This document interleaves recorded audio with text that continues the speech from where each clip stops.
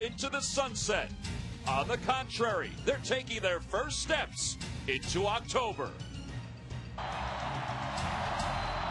A chopper toward first. Big hop for Ryan Howard. He'll take it to the bag himself. And the Phillies have finished off this ball game against the Houston Astros and have won their third consecutive National League East crown as they will head on to October for one more season. What a spectacle at the ballpark. Ryan Howard, Brad Lynch being mobbed around first base.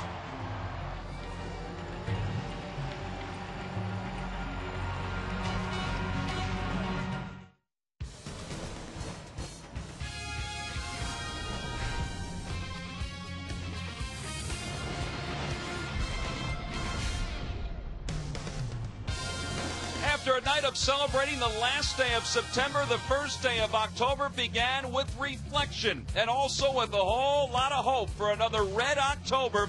Here in Philadelphia, the Phillies are going into the postseason one more time as the playoffs are upon us here in South Philadelphia. And with that, the Phillies are a half a game behind the Los Angeles Dodgers for the best record in the National League. The Dodgers are off tonight.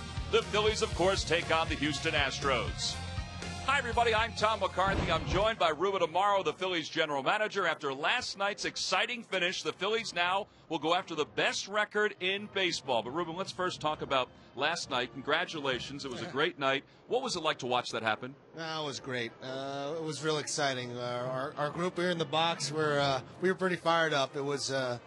it was kind of a tough road there at the end for us, and it was great for us to finally get where we wanted to be. Well, and you look at where the Phillies are right now. It's 3 straight National League East titles. How hard is that to do?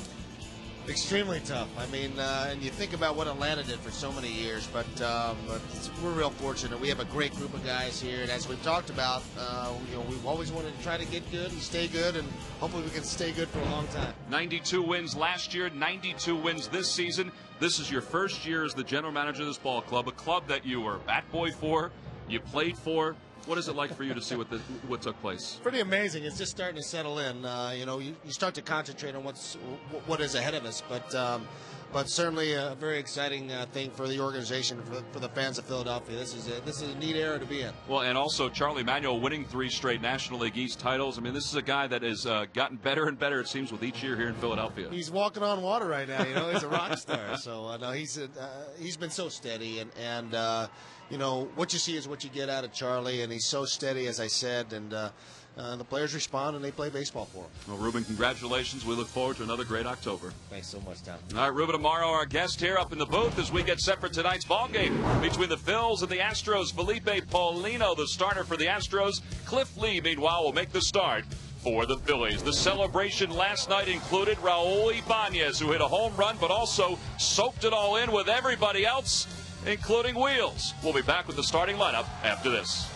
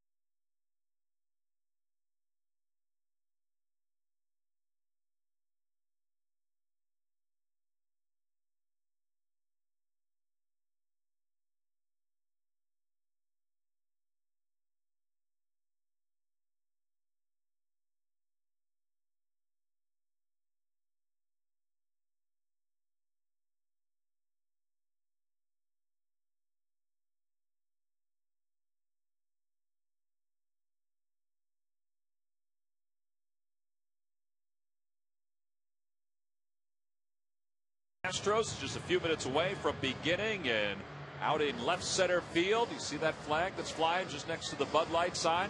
That is the brand new National League East flag that the Phillies garnered last night. That's right, 2009, and the Phils are hoping to add a few more flags to their collection this October. The hats are out, they're being sold. The t-shirts are out as well. And I guess that's the style that everybody around baseball who's won a division and will win a pennant will take with them through the month of October. Let's take a look at the Astros starting lineup tonight against Cliff Lee. Leading it off in center field, Michael Bourne. Batting second, Kaz Matsui. Miguel Tejada, the shortstop, hits third, followed by Lance Berkman, the first baseman. Hunter Pence in right field batting fifth. Jeff Kempinger, the third baseman, hits sixth. Hitting seventh in left field, Jason Michaels. Humberto Quintero, the catcher, bats eighth. And batting ninth and pitching is Felipe Paulino. And they will face Cliff Lee. He's out on the mound, loosening up now for the Phillies. His 12th start with the Phillies, he's 7-3. And overall this year, he has 14 wins and 12 losses. And a pretty good 3.19 earned run average, Wheels. Well, what they're trying to do, Tom, is get him straightened out and get him back to being consistent the way that he was before. Last time out, he really got hit hard in that game in Milwaukee, and got hit around the game that he pitched against the Astros, too. You see, he's been wild in the strike zone, throwing too many pitches in the middle of the plate and hit hard. He's such a quick worker, and they love playing behind him. But a lot of things have been happening to Cliff Lee lately, and they happen real fast, and they haven't been good. And it is time now on this chilly night for our Key State Chrysler Jeep Keys to tonight's ball game. Don't quite feel the tension in the air here tonight, and that is really nice. Well, you want to win and rest guys at the same time. That's a tough balance. Charlie's trying to work through that, and he's resting a few guys, and we'll talk some more about that. And they want to get Cliff Lee back on track for postseason and become that pitcher that he was when he first came over here from the Indians.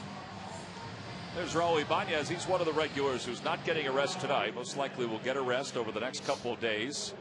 Jason Worth, he was looking for the lineup card early today, and he went into Charlie Manuel's office and said he wants to play. That guy always wants to play, but Chase Utley is being given tonight off. Charlie says, I'm going to get Utley off his feet tonight. Well, he's standing probably. Shane Victorino also off tonight, but we are underway from South Philadelphia, and Michael Bourne takes a fastball for strike one. Well, Charlie was reflecting an awful lot today about his team, as he called them, and about the celebration last night, which he was nowhere to be found. He was in his office and letting the guys, as he said, celebrate, because he said it's about them and it's not about him. He said, little looper toward Bruntlett, what away. He said if the Phillies win the National League pennant, win the World Series, I'll be right with them. He said, I will celebrate that. But you're right. You know, Tom, he just decided. When I ran into him finally last night, he was just kind of sprawled out in the coaches' room with his guys. You know, the coaches that. And he made a point about talking about that today, too, in his pregame radio show, is how much he appreciates the coaching staff that he has here. Well, Cliff Lee's got the first out here in the top of the first. Kaz Matsui now the batter. Matsui hitting .252 overall, 9 homers and 46 runs batted in. And he hits the first pitch to center field. Francisco is going to play it on a hop. And there's the game's first hit. And it comes off the bat of Kaz Matsui.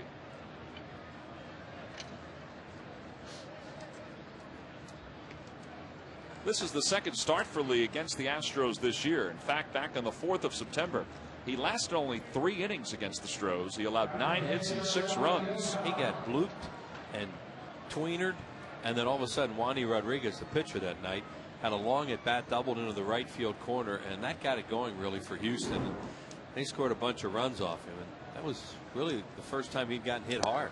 And he really didn't get hit hard that night. They just scored a lot of runs. Well, it was actually the second time. The Braves had gotten him before that. And talking to Rich Doobie about that night, he said that, you know, the first few batters that reached base with those bloopers kind of set things up for everybody else.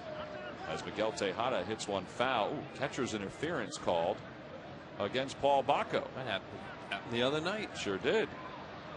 That's why he had such a late swing. It looked like they were playing hit and run there, too, and the runner didn't go. And the ball was tipped by Bacco, or the bat was tipped by Bacco. There's Carlos Ruiz, who is getting tonight off. Oh, yeah. Paul just pulled his glove back almost immediately. That's the second time Baco has been charged with that catcher's interference, which is an error. Yeah, in this series. So the 5th error of the season for Paul. Now bring Lance Berkman to the plate. Berkman was the final batter last night, facing Brad Lidge, as Lidge and the Phillies closed out the National League East. He saw one pitch and he went right after it.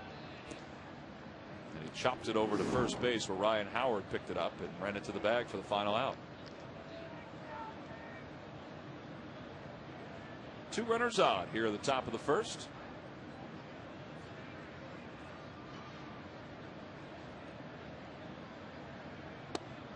And that one just missed off the inside corner. 1 ball and 1 strike.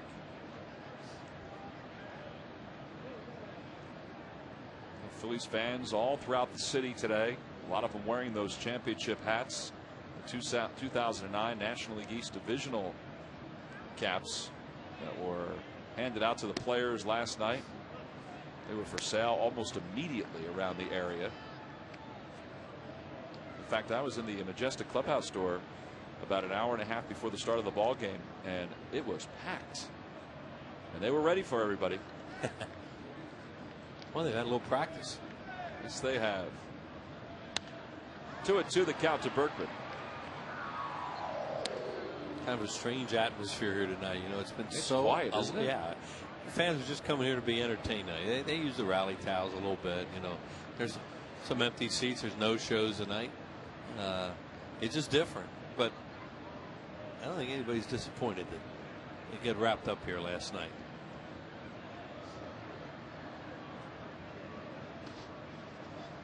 3-2 the count as Baco blocks that one. Maybe some people have tickets for tonight's game were thinking, well, let them lose and let the Braves win, and then we can have a big game here. But everybody around the club's really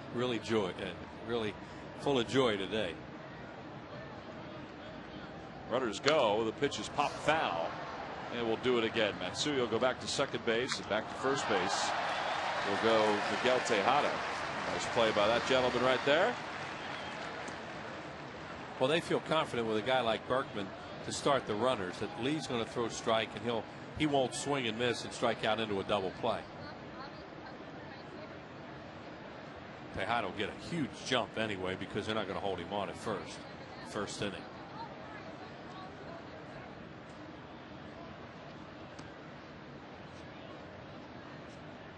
Matsui at second, and then Tejada. Sometimes in a point in the game, you will hold that runner on at first base with a count like this, but they're not going to worry about it. Runners go again. The pitch is hit toward the gap in right center field. That's going to split the gap, and it's going to head to the wall. And the Astros will get 2 runs out of this as Berkman pulls into second with a 2-run double, and it's 2-0 Astros.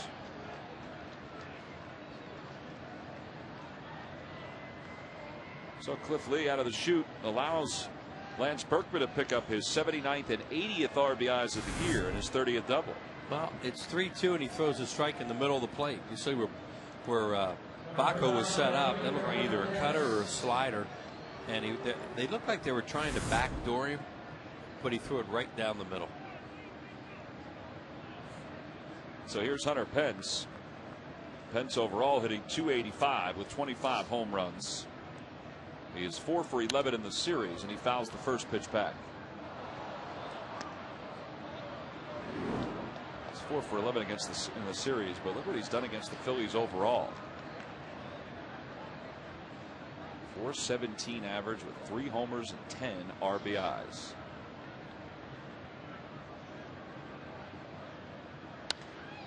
And now Lee is ahead, no balls and 2 strikes. Well, these guys were up 5-0 in the games played for the Phillies won these last 2. So they have had some hot hitters, and one of them's Hunter Pence. He's one of those guys that surprised you a little bit, a big guy, and he chokes up. And you don't see many guys choke up anymore, especially big guys. But he's off the end of the bat, and he has good bat control that way.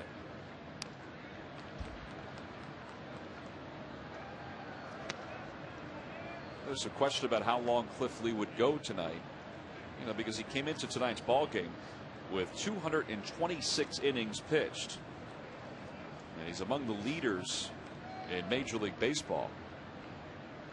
Charlie wasn't really sure how long he would go. He just wants to make sure that he can work on some things to get himself ready for postseason.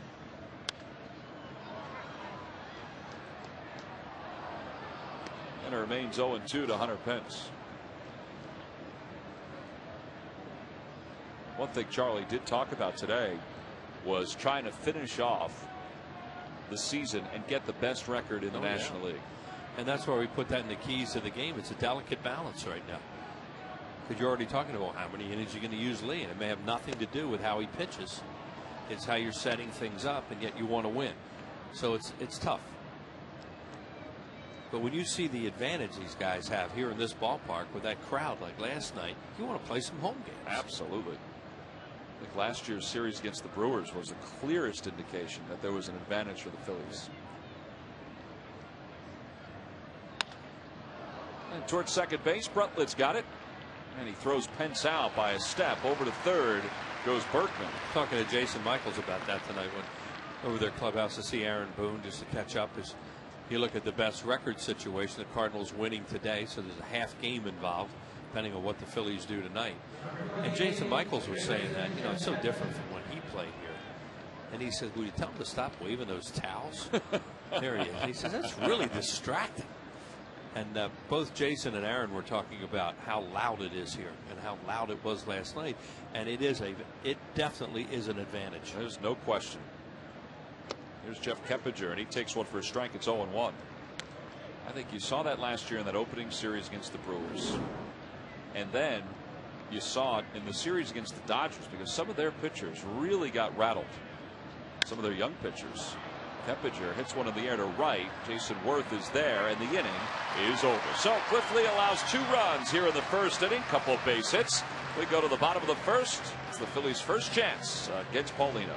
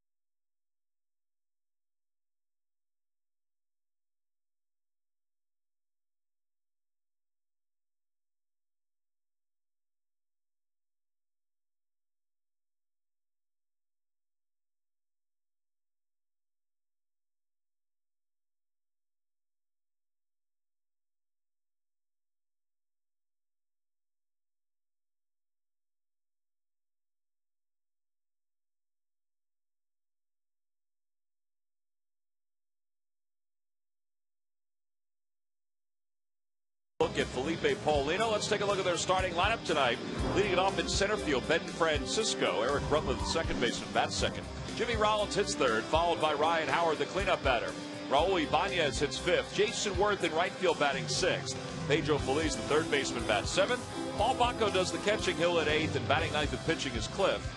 And they will face right-hander Felipe Paulino, who is making his 17th start of the year, and he's had a rough year as a starting pitcher. Well, he's been hit hard. Phillies at their first look at this right-hander. You see the numbers on him, then we'll go over the scouting report, and you see how many hits per innings pitched. Here is our Southwest Airlines scouting report. Thing that really jumps out at you is that right there. Left-handed hitter sitting 371. Throws a couple kinds of different fastballs, curveball, slider, also throw changeup. Facing Ben Francisco to lead things off, and Francisco getting a chance to play tonight. He may very well play for the next 4 days. Because you figure that the Phillies outfielders, all 3 of the regulars, are going to get some time off the next few days. And it's not a bad thing that Francisco gets in there. He's been swinging a pretty good bat here in September. And he lines the pitch toward left center field. Michael Bourne tries to make a diving grab. He cannot. And Francisco's going to be at second with a leadoff double here in the bottom of the first inning. It's a shock when he doesn't catch it, isn't it?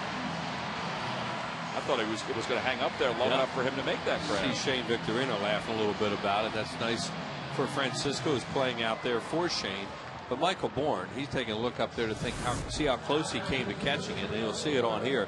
A fastball, and he nails it to left center field. And Bourne had a great jump. He was playing on right center field on him, and you see where it did. It kicked right back to the left fielder, Jason Michaels. If it hits in another area out there, you never know. It could start running along the wall, and it could be an inside the Parker. So the Phillies have a runner at second. Here's Eric Bruntlett. He shows bunt and takes pitch high. It's 1 ball and no strikes.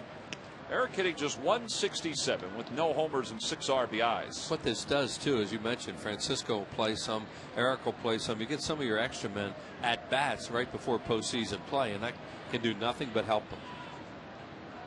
Last year, Eric Bruntlett had 212 at bats. This year, this is his 97th at bat. So the situation is very different for him this year. He hasn't gotten a chance to play long stretches. Played a whole month last year when Jimmy Rollins was out. Played shortstop that month. Got a lot of at bats. Opposite way. Hunter Pence going back. Tagging at second is Francisco. Pence makes the grab. Oh boy. Pretty good arm, even with his body open that way. And Francisco gets to third easily. Yeah, he couldn't get behind that throw. So as Tom said, he was open when he threw it. Still got a lot on it. If he's behind it, that could really be interesting because he can throw. Good job by Eric. Hits it. Now see, he doesn't get behind that ball, so he's open a little bit, even though he gets rid of it quickly, and it's cut off there by Tejada. 15 outfield assists for Hunter Pence, which leads the National League, one more than Matt Kemp. Michael Bourne, who's in center, is 5th in the league. He has 11. Here's Jimmy Rollins, who takes a breaking ball for a strike. Jimmy overall batting .250, 21 home runs and 77 runs batted in. He's got a runner on third with less than 2 outs. And the count 1 ball and 1 strike. And obviously they'll play the infield back here. The only infielder up at all is a third baseman. Even with the bag at third base, that's where they put Keppinger. Yeah, so you can get an easy run here on a ground ball.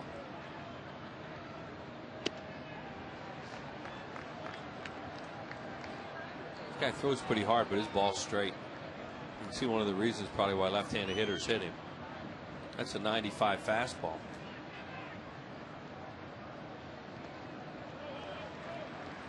And that breaking ball makes it 3-1. Well, Jimmy, last night in the 5th inning, boy, he really got things rolling, didn't he? Yeah, he triples into the gap in right center field. You don't see that many triples in this ballpark. Then he said his shadow came up right after him, got another one. Being Victorino, his shadow. 5 triples now for Jimmy on the year. And he pops it up. Shallow left field. It's going to be Miguel Tejada's ball, and there are 2 outs. So Francisco remains in scoring position. He's at third. And now Paulino will face Ryan Howard. And here comes the shadow. And Shane gets his triple down into the corner. Takes a crazy carom, and he goes in standing up. There's no throw.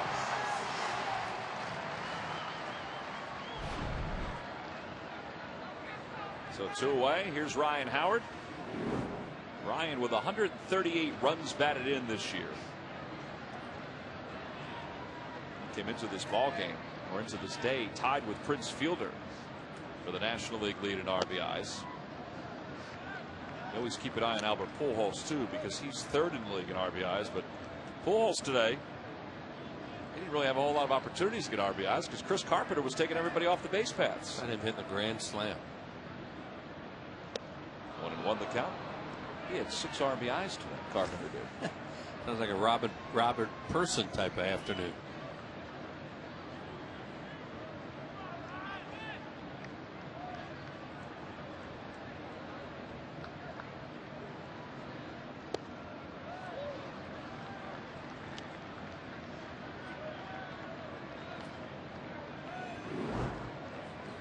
See Ryan 4th in home runs. Tied for 1st, as we mentioned, in RBIs. 5th in runs. Second in extra base hits, first in go-ahead RBIs. And for cleanup man, that's an important stat.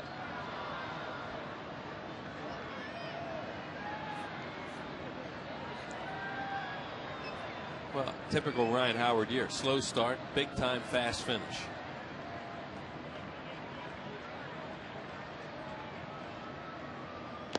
Inside, 3-2.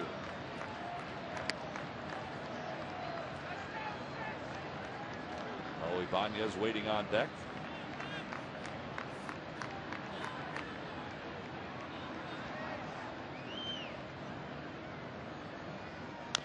And Ryan rolls one up the first base line. That'll trickle foul.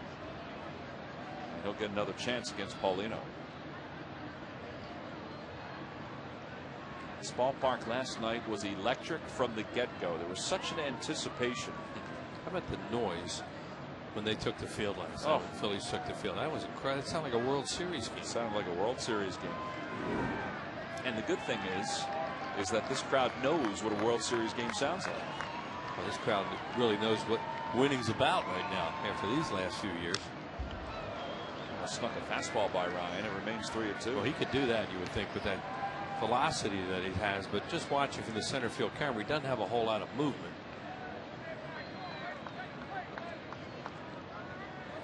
Those champions hats.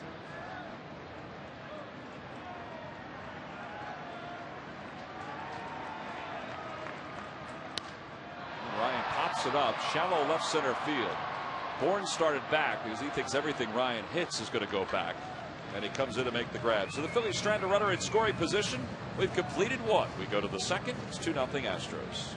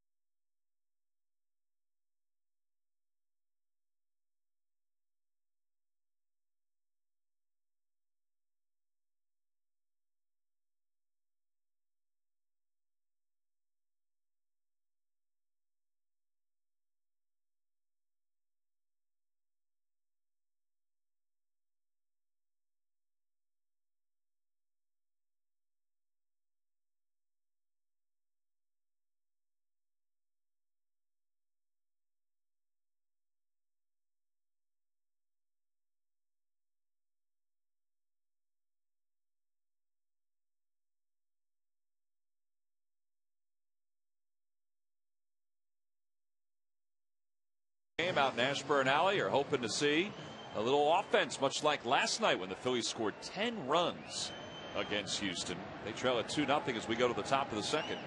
And here's Jason Michaels. Michaels hitting .229 overall with 4 homers and 16 runs batted in. Average wise, he has had a better second half than first half, and he's swinging at the first pitch, and he lines it to left center for a base hit. So that's the 31st hit of the year for Jason. One thing we've noticed more and more of with Cliff Lee too is a lot of first ball swinging against him because they know he's going to be around the plate.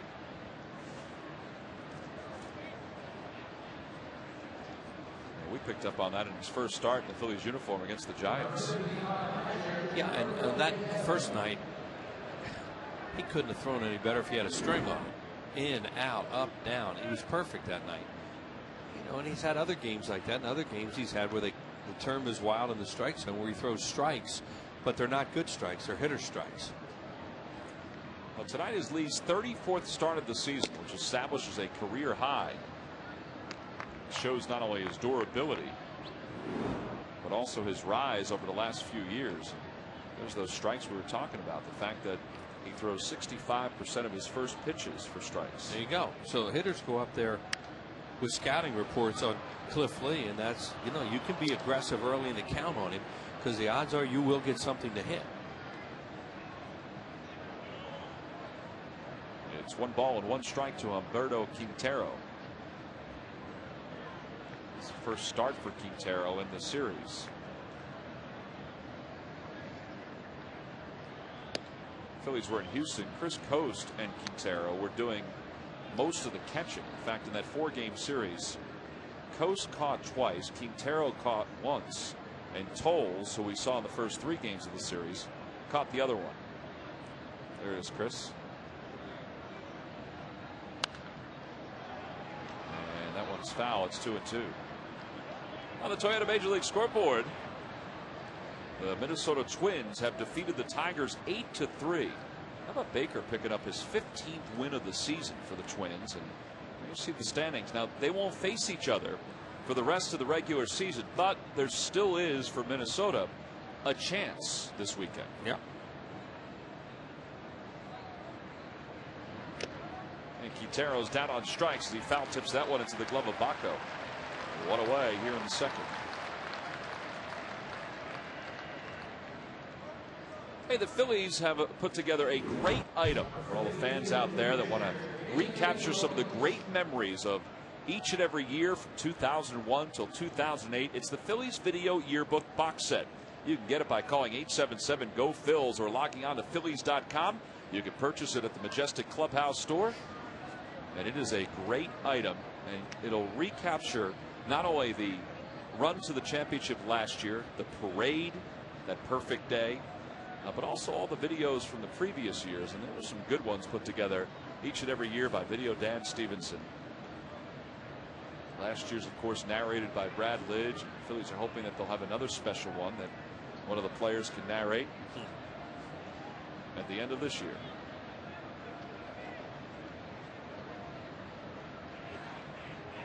Polino's 1 for 23 this season.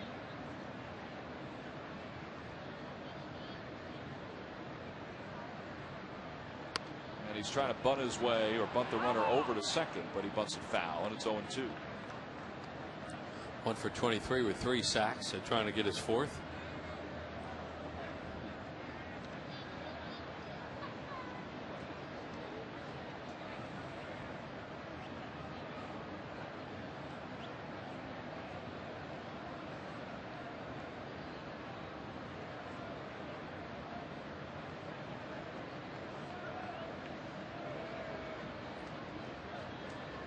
To the count to him. And he's down on strikes. Back-to-back Ks for Cliff Lee. And there are 2 outs here in the second inning. And the Astros will head back to the top of the order for Michael Bourne.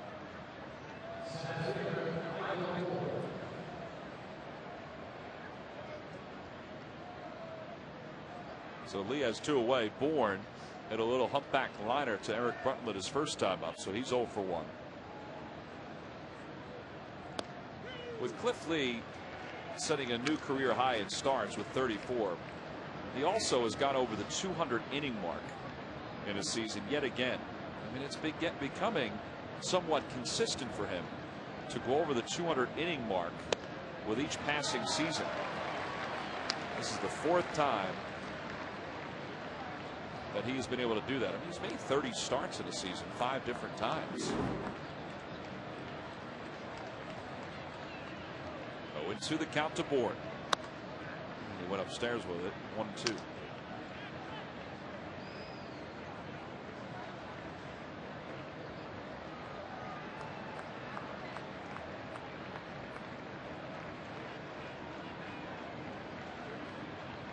Michaels leads off first.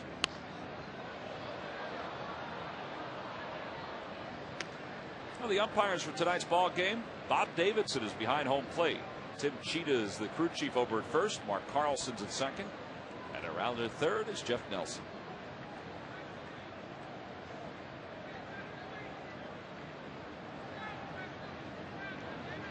A lot of folks were joking the other night when the Astros starting pitcher in the first game of this series, Luzardo, was called for a balk, that it wasn't Bob Davidson who called the balk. Bob has that reputation of being very keen on whether a pitcher is balking or not. There's a good pitch by Lee to get Michael Bourne and a grounder to second, and the inning is over. So the Astros strand one. They get a leadoff single. We've played 1.5. Phillies trail it 2-0.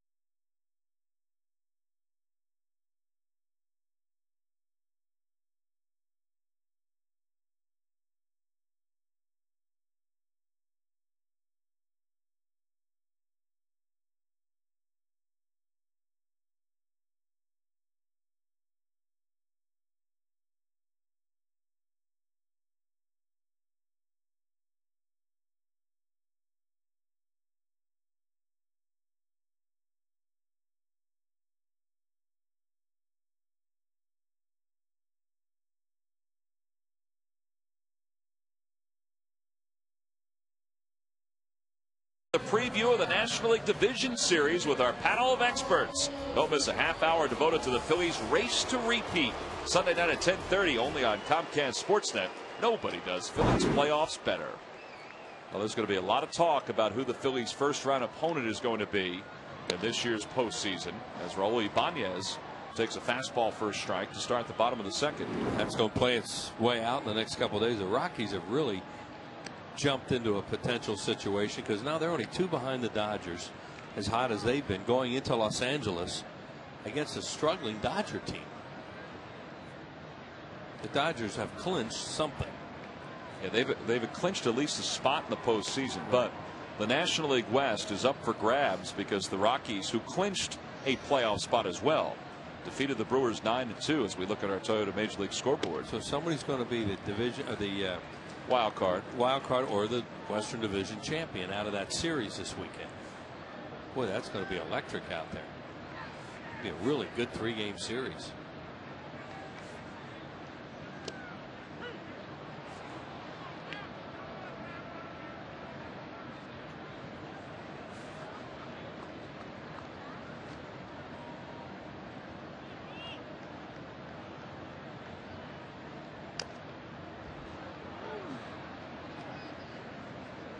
Now the count remains full, 3 balls and 2 strikes. So the National League West is undecided. We do know that the 2 additional teams that will be in the postseason with the Phillies and the Cardinals, we said it's the Dodgers and the Rockies, and the American League Central is up for grabs. Ibanez the opposite way. Michael's on the run, and he gets there. And 4 fly outs now for the Phillies in the first couple innings.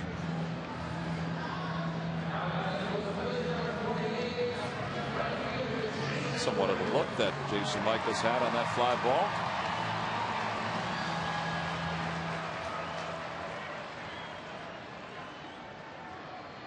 That young lady is wearing an Astros knit cap, Wheels. How about that? She looks awfully warm.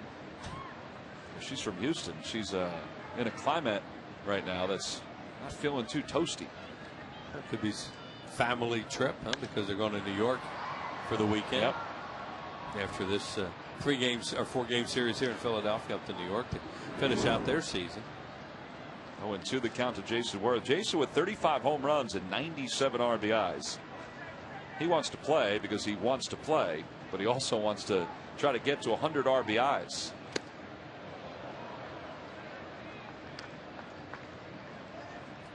Yeah, that number would look nice. 35 homers and 100 runs batted in. That's a pretty good year. That one's toward right center field. That's going to drop in for a base hit. Little dunker for Jason Worth. And he's aboard here in the bottom of the second inning. The Lucky McDonald's Phillies home run jackpot contestant is Steve Lillard from Philadelphia. If the Phillies hit a home run in tonight's ball game, then Steve will win $100. Davey Lopes and Jason Worth are just talking over there. And that's obviously about what Davey has seen from Paulino so far. I think he wants Jason to run. Davey wants him to run. He likes these guys to run. He really throws across his body, these right-handed hitters. You notice his fastballs almost all go away. And it's more because of the delivery and release point, I think, than him trying to cut it or throw sliders or anything, because he throws right across his body.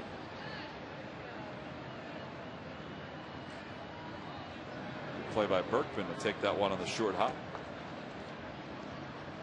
And I'm not saying that he won't pitch inside with his fastball, but if you're sitting on the bench and you're a right-handed hitter and you're seeing this, you can cheat and look out there a little bit.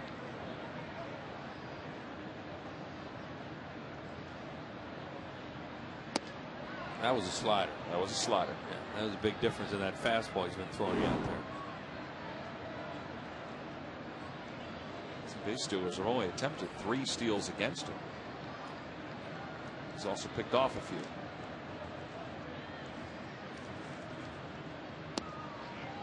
Quintero tries to throw behind Jason, who gets back. There goes that fastball right away, either on the outside part of the plate or just off the plate.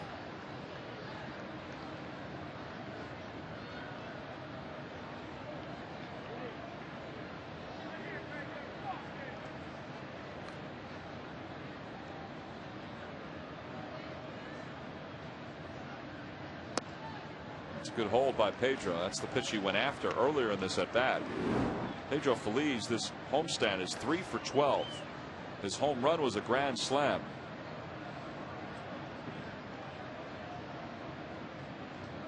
He's come up with some big hits the last couple of nights. And he waves at a breaking ball. 3-2. He backed up sliders on him. Feliz really thought he was going to get a fastball that time. Paul Baco waiting on deck.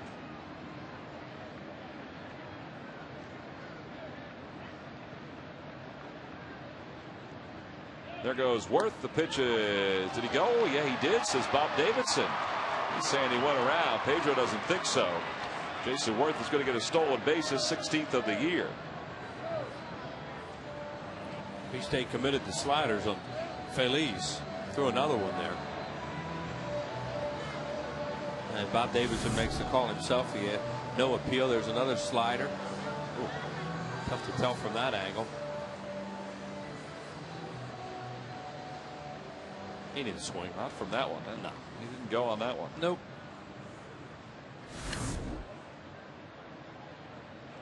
So Pedro's down on strikes. 2 outs now in the bottom of the second. And here's Paul Baco. Baco is 1 for 5 in this series against the Astros. Overall, though, he's hit in 7 of his last 8 games.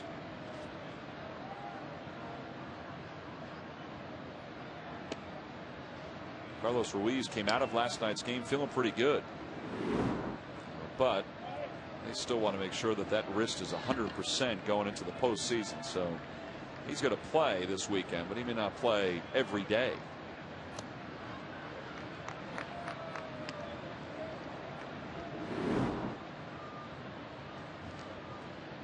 See Paul's numbers. The runner's on and the base is empty. J.C. Romero sitting next to Carlos Ruiz. Phillies are hoping that they can get him back into a routine where he can pitch, maybe not every day, but maybe every other day. But it just doesn't seem like it's happening right now. Well, I don't know whether he's not even thinking about pitching tonight or he's just hanging out in the dugout for a while. And sometimes some relievers don't go out until later in the game. Other relievers, they want to be out there the whole time.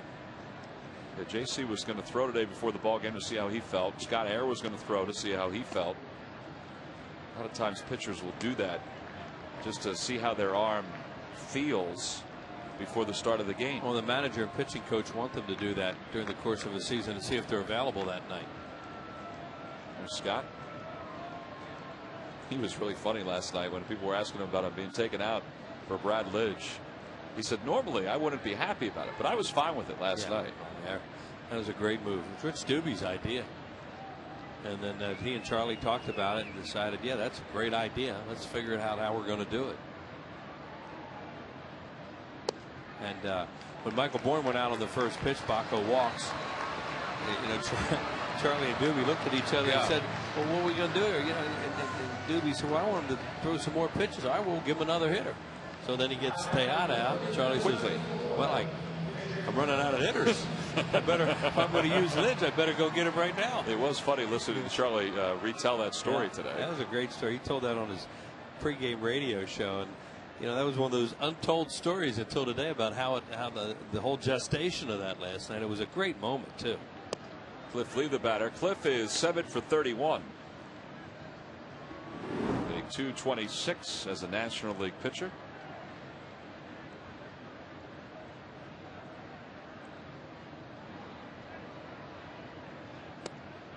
And it's 1 ball and 1 strike. They do appeal that check swing, but the third base umpire, Jeff Nelson, says that Cliff did not go around. They play him as an opposite field hitter. He'll pull one once in a while. He's got a huge gap out here because they figure he's not going to pull.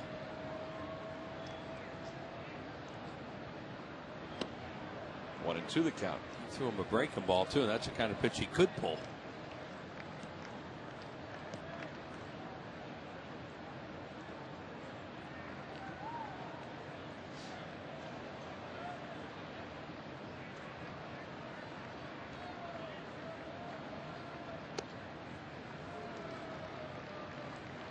One of those games I remember the Braves used to come to town all the years, September, and they, you know, it just annoy you. They'd use their starter for 5, and then they use another guy for 1, and you know they're just getting everybody ready. They had already clinched, and they were getting their pitching lined up. And the Phillies have that luxury right now to try and do some of that stuff. Yeah, over the next couple of days, everything that's projected for the Phillies and what Charlie went over a few days ago, it may change. You know, it also might change who gets into games late, which one of those guys gets in, because he still has to figure out his bullpen. Jay Happ pitched well a couple of nights ago. Everybody's wondering about what his role will be in the postseason. And Lee is down on strikes, and the inning is over. So the Phillies have stranded 3 through the first 2 innings of the game. We have completed 2. We go to the third. This is Brad Lidge coming out last night. He said he had chills. He also said he went to the mound a lot faster last night for some reason.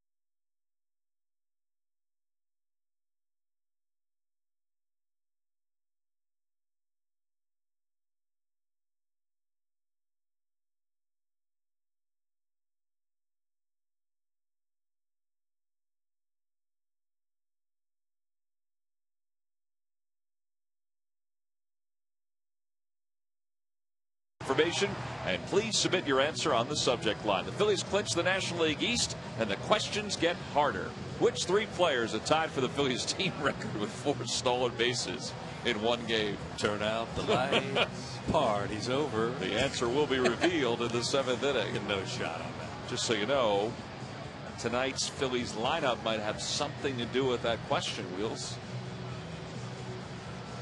Phillies lineup. Yeah. Top of the 3rd. Astros lead it 2-0. As Cliff Lee, normally the first guy out on the mound and out on the field from one inning to another, finishes up his warm-up tosses. Well, the rest of the weekend for the Phillies includes tomorrow against the Marlins. That's on Comcast Sportsnet. Saturday is a 4:10 start now if you hold tickets to that ball game. And then Sunday, we wrap up the regular season on MyPHL 17 at 1:30. Florida Marlins coming to town.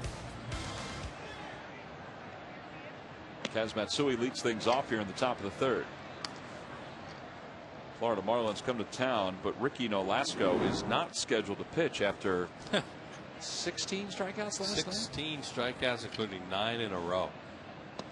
Yeah, the fish were here on an off day, I guess.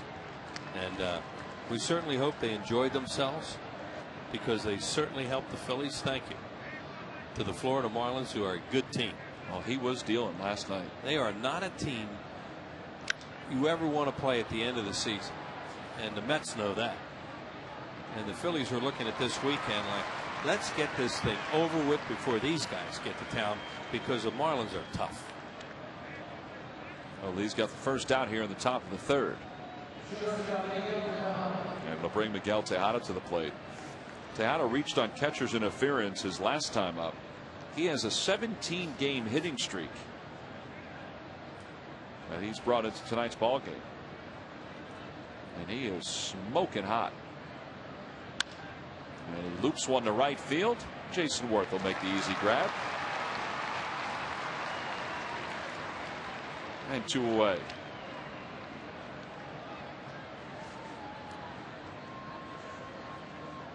It's kind of interesting watching a lot of the guys today getting ready for the ball game, because after clinching last night, you know, some of the players who don't get a chance to play that often, they were hoping that they would get into the ball game. Now, Pedro Feliz walked in, and Pete Mackanin said, "Pedro, you're starting at 3rd base tonight." As Berkman hits it in the air to straightaway center, Pedro started laughing. Pete did not break a smile at all as he was saying it. It was very entertaining. 1, 2, 3 go the Astros here in the 3rd. We go to the bottom of the 3rd. It'll be the top of the order due up.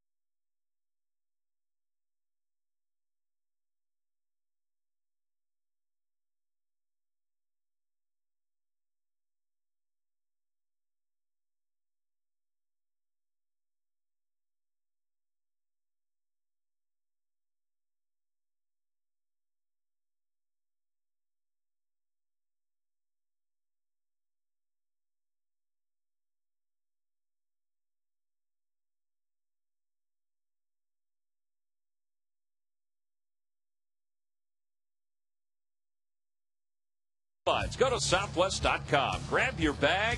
It's on. And buy Ford Fusion Hybrid, the most fuel-efficient midsize. Drive one today. Bottom of the third, Ben Francisco waves at the first pitch from Felipe Paulino.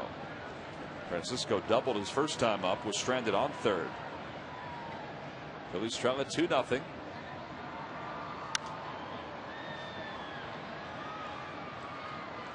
And it's no balls at 2 strikes. Ben Francisco has been such a good pickup by the Phillies as he came over in the deal that brought Cliff Lee from Cleveland. Hit 250 with the Indians, had 10 homers and 33 runs batted in. And, you know, he was playing a lot as the 4th outfielder because Grady Sizemore was hurt. So he played a lot of center field for the Indians. Every time you look at him, you're still surprised that they would include him in that deal because, you know, he's just a good player. Hey, he had fun last night in that clubhouse. Every time you turned around, you saw those goggles, and he was spraying somebody. That's a new look when they celebrate, Wheels. They wear goggles. You needed to wear goggles last night. Stuff burns. 2-2. It's a nice burn, though. Did you have fun? I wouldn't say I had fun. Oh, come on. You looked like you're having a blast. Know that you could ever call when you do those things fun. They thought it looked like it was a lot of fun. I thought the whole atmosphere is great for you. And a second base hit of the night for Francisco. Those things are kind of fun, Tom, when they're over. You know what? We were talking earlier about whether there was any video left of you downstairs. Oh, there was. Man. Look at that. Oh.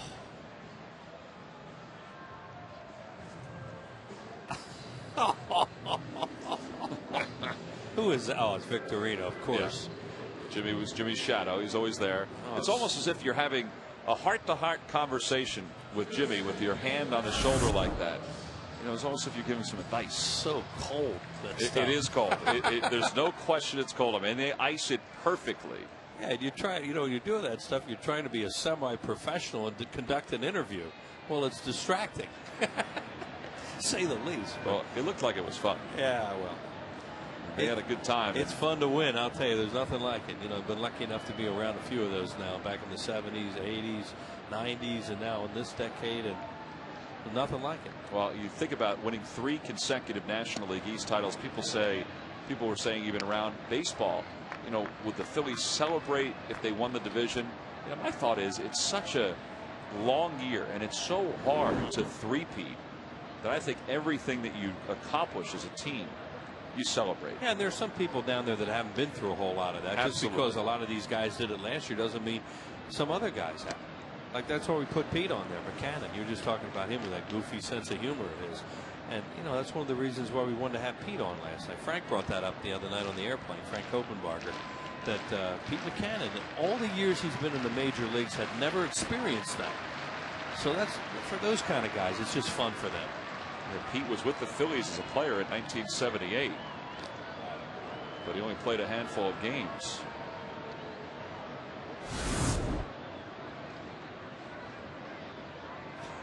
Ruben was being congratulated there before he sat down, before he stood there and talked to you, and that was a setup.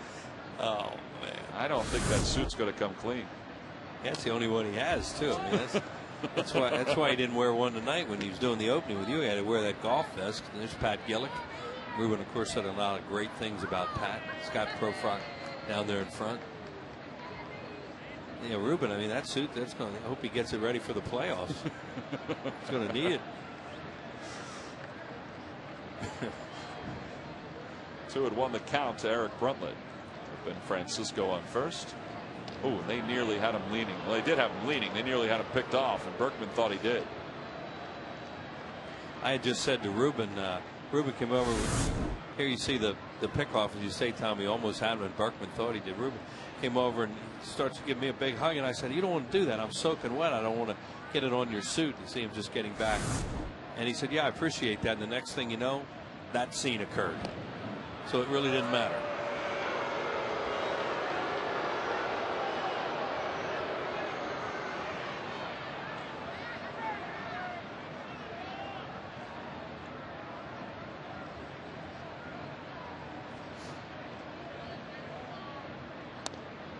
To a 2 the count to Bruntlett. Most of Eric's appearances over the last month or so have come as a pinch runner. And not as much as a pinch hitter. He hasn't started a game since the month of August. Well, he got more at bats last year. As you said, he played a little bit, and he also would pick up Burrell in games. Right. There's a swing and a miss, and he's down on strikes for out number 1. Third strikeout for Paulino as Francisco remains at first.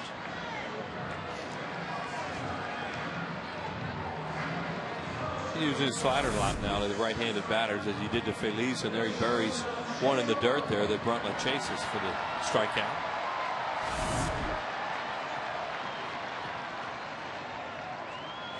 So 1 out. Here's Jimmy Rollins. 100 runs scored, 77 runs batted in this year.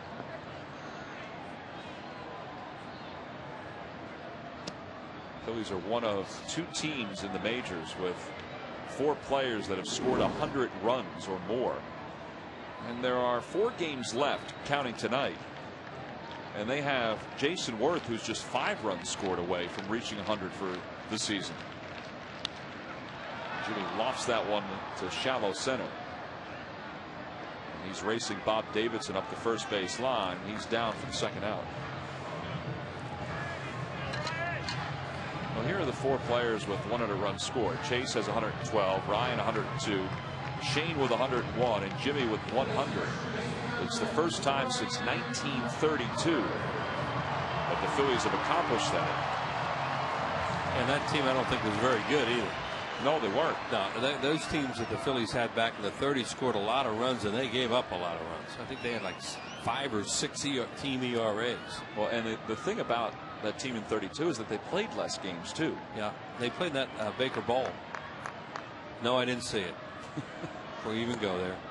I wasn't going to ask that. It was up on North Broad Street, from what I understand, near Lehigh Avenue.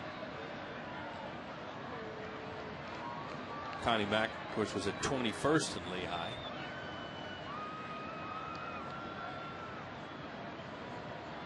Want to know the count to Ryan Howard? Trying to check his swing. He went around, says Bob Davidson. And it's 1-1. There's Chase. Jacket on. Watching tonight. He may even watch tomorrow. You know, he realizes he has to sit for a while. And he never wants to sit and watch a game. But he understands it's time.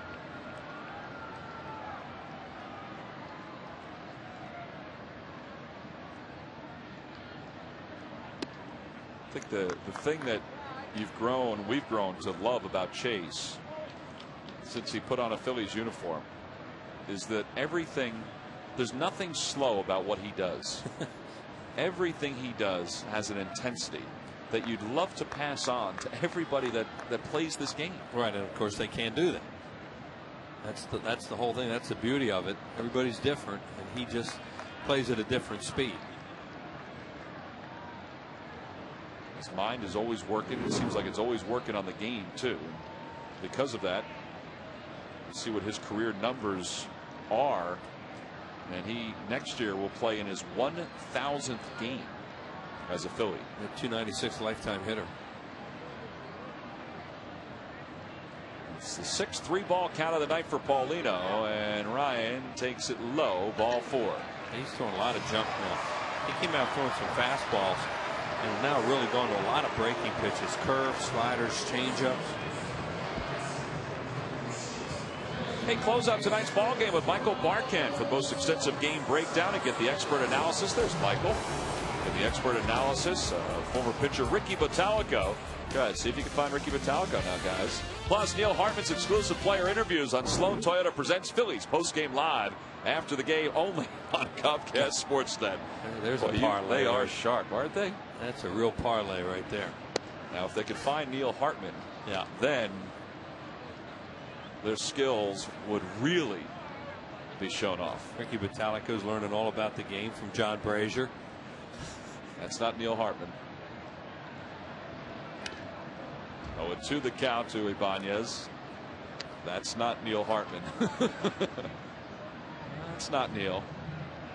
Is that Keith Olbermann?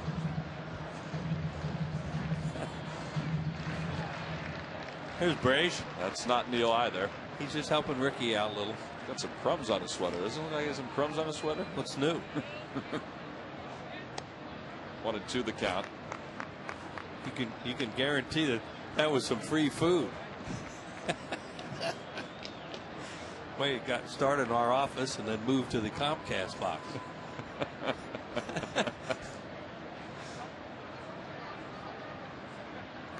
1 ball, 2 strikes the count to Raul Ibanez.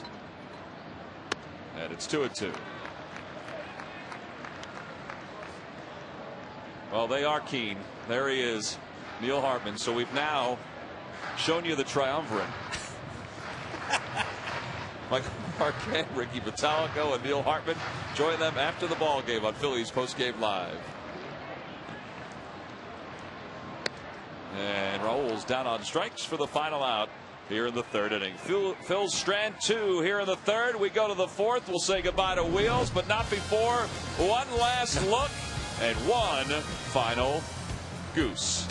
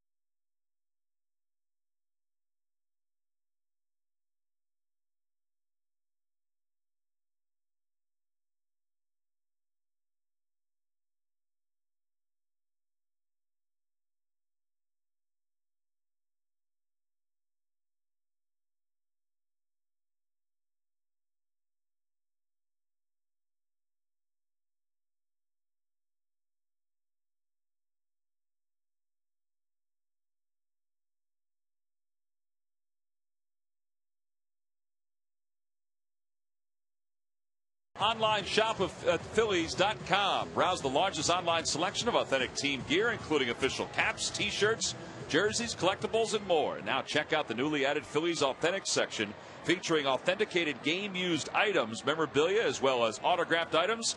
Get your gear straight from the source. Shop the Phillies.com shop. Oh, we begin the top of the 4th inning. It's 2-0 Astros. And Hunter Pence facing Cliff Lee. Takes one a little high. It's 1-0. Pence grounded out to second his first time up. Gary Matthews joins us here in the 4th.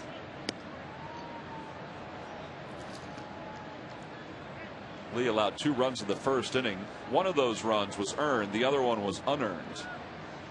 The catcher's interference on Paul Bacco led to one of the runs. And Pence drills one foul down the left field line. Second night in a row that has happened. Bacco getting that glove a little bit too far out front. Plus, guys are not just swinging late, but going the other way. It seemed Tejada was doing that.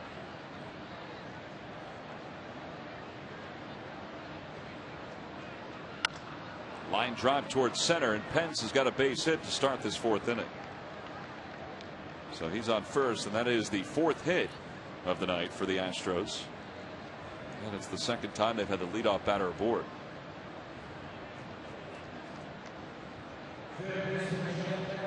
So Lee will work from the stretch. Sarge, you were never a pitcher, I know that, but you were involved in the final games of regular seasons before the start of a postseason. What is a starting pitcher trying to do in these final starts? Well, trying to get tuned up, trying to make sure that he's able to throw his breaking ball the way that he would like. Just making sure that he gets his cutter, and that's the pitch that Lee has been talking about. His cutter not getting in on the right-handed batters.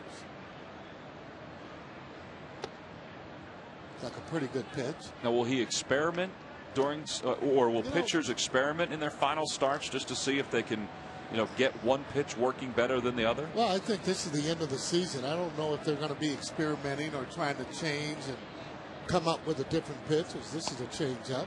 Yeah, I'm not saying come up with a different pitch, but just to make sure all of the pitches are working properly. I think they're going to go with the ones that they feel that are the best effective. And again, every one of them have to have the fastball, but they have to be able to locate it. In, up, down. That's to third base. Behind the bag, Pedro to second for one. Bruntlett to first. And it's an around the horn double play. Nice job by Bruntlett. He was blown up by Hunter Pence, but he still was able to get rid of it. So 2 outs here in the 4th inning. I'll tell you what makes those play around the horn is that throw. First of all, from that third baseman. And you want that throw to be hard, firm, and quick as you possibly can. He throws it right on the money.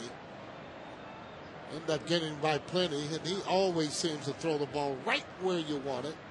Pretty good turn there by Bruntlett. That was really good technique by Eric to sling that ball over to first while the contact was being made. I think Chase would have liked that. Yeah, just probably doesn't like not playing. One of those players that wants to play every game, but needs a day off every now and again. And here's a turn again. See how he's using the bag as it's behind him and then goes right over on the other side. 0-2 the count to Jason Michaels. And Jason tops one foul.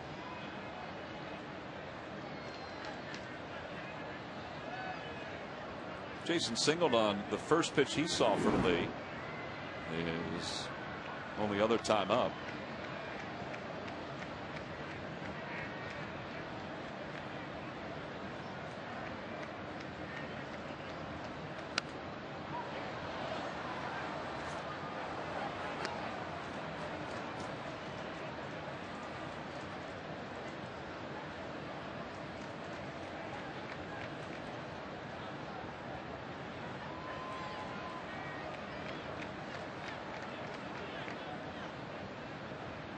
And a called strike 3.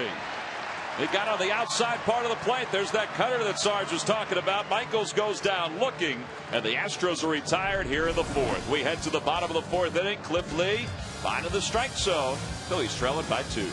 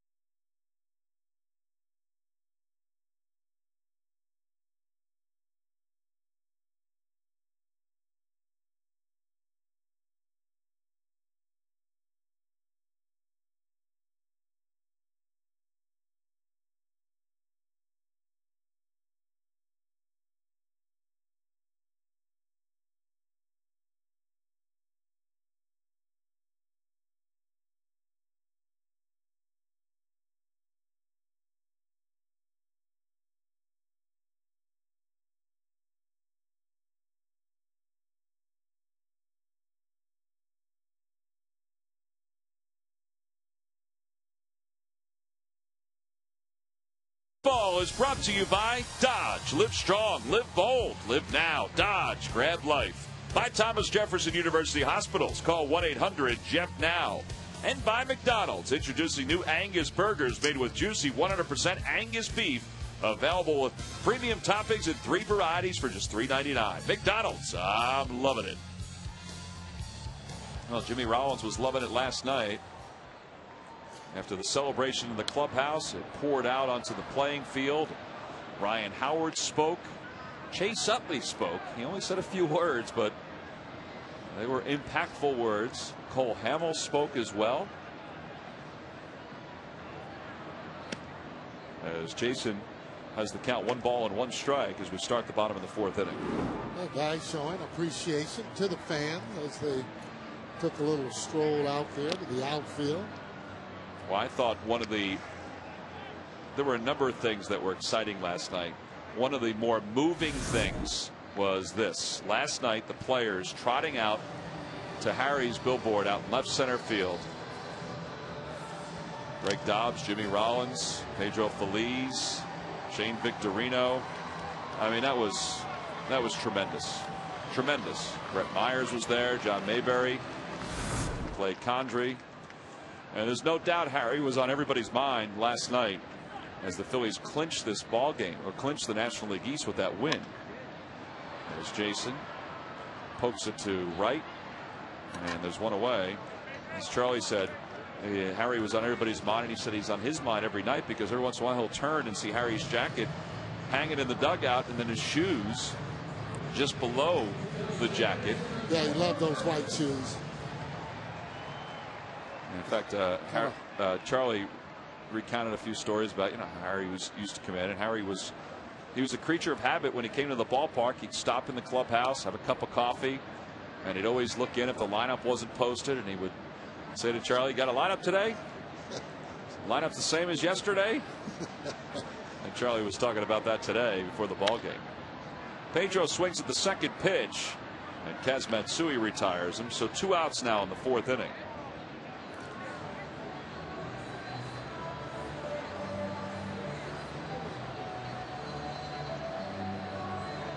Well, this Sunday, as the Phillies wind down the regular season against the Florida Marlins, following the game at the end of our telecast, we will have a number of different highlights, and part of that package will be a tribute to the late great HK, and you are not going to want to miss it. Well, Harry, very optimistic, especially if they were in a losing streak. He would always come in and say, well, this is the day. This is the day, LA. This is the day. And then if the Phillies didn't win, he always pointed to one of us as the reason they lost. Yeah, usually it's Christine, our stage manager.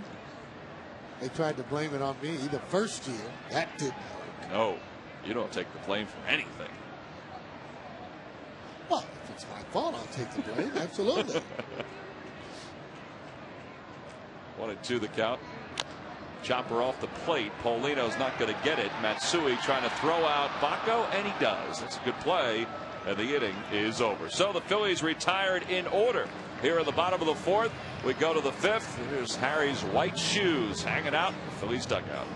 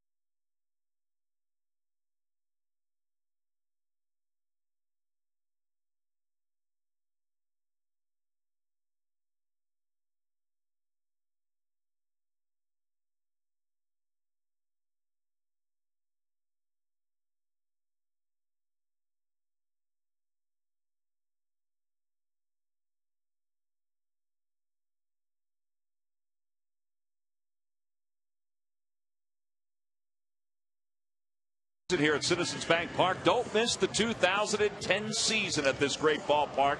In fact, the Phillies are taking full and partial ticket plan deposits for 2010.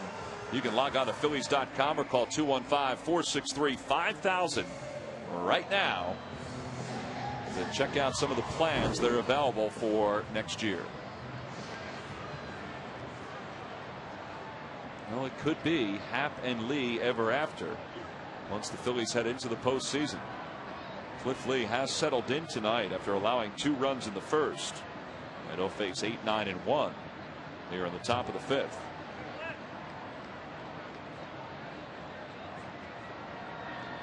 And he delivers a strike on the outside corner. I don't know what the reason is, but a lot of times those starting pitchers, it takes them a while to get loosened up. Well, for so many years you were a player, so you didn't want to ask them or give them any suggestions. Well, they always would say get those guys early, whether or not it was Tom Seaver, Bob Gibson. And when you didn't, you really knew why, because you weren't getting any hits 4, 5, 6 innings after that.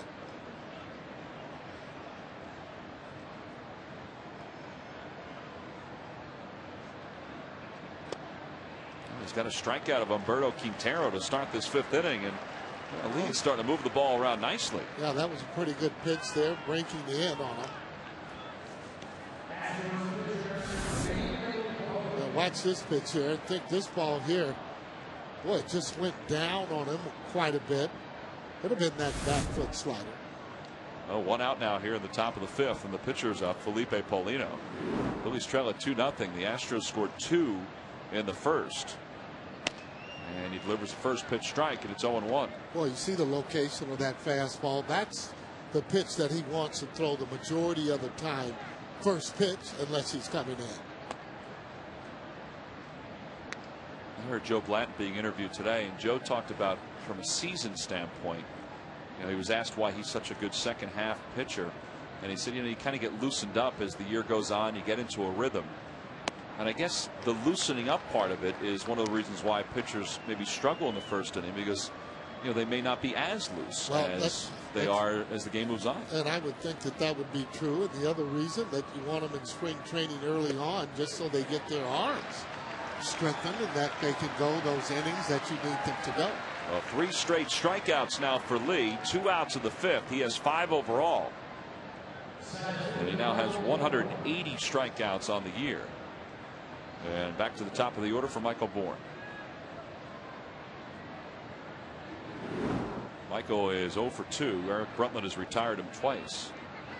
Once on a little pop up, the other one on a ground out.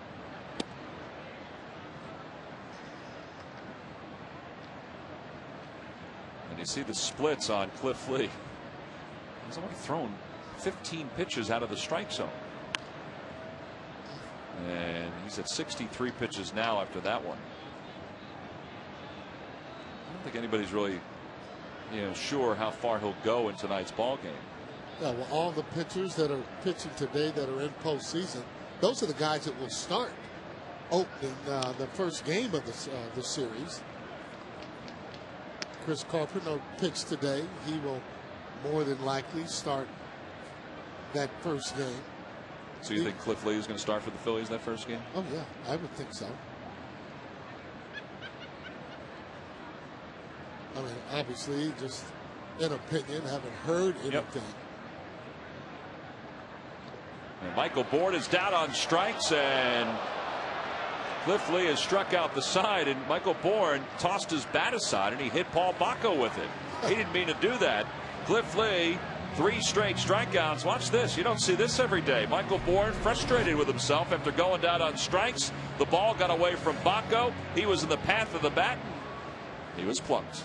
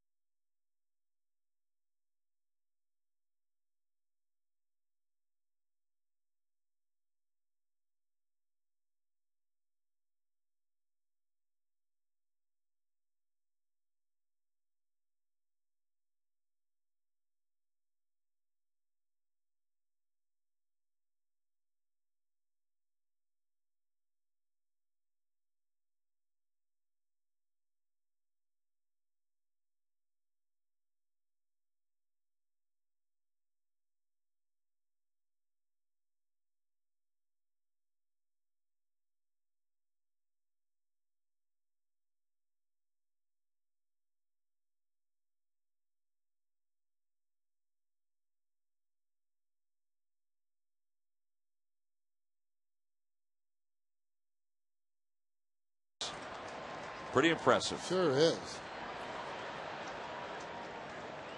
Well, Clay Condrey is going to come on and pitch in front of this big crowd. He takes over for Cliff Lee, facing Humberto Quintero. Quintero and the pitcher, Felipe Paulino, have struck out 4 times combined. And this time he lines one foul. And the count, no balls and 1 strike. See Clay's numbers: 43rd game, 6-2, a 3.10 ERA.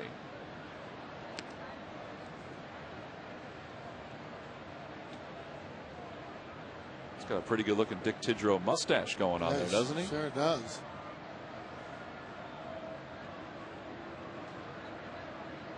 That's sharp. And time has been called.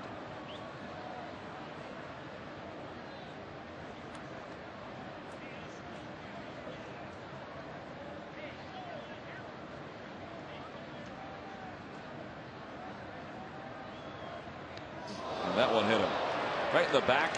The bases are loaded. Oh, there's no way you can get out of that ball when it starts in that particular area, because when you turn, it just continues to turn with you. But he did the correct thing. Watch the way he turns. He turns where it hits him. Boy, right near the rib area in the back. He's still kind of feeling that it's hurting a little bit. He's making a few faces over there at first base, and it does hurt. Oh, with the bases loaded, here's Aaron Boone pinch hitting for Paulino. And Boone swings at the first pitch and lofts it toward left center field. Francisco closes beautifully to make the grab and end the top of the 6th inning. So Condrey comes on, strands the bases loaded after Cliff Lee allowed the 2-run home run to Miguel Tejada earlier in the inning. Ben Francisco, a nice play to finish up the 6th.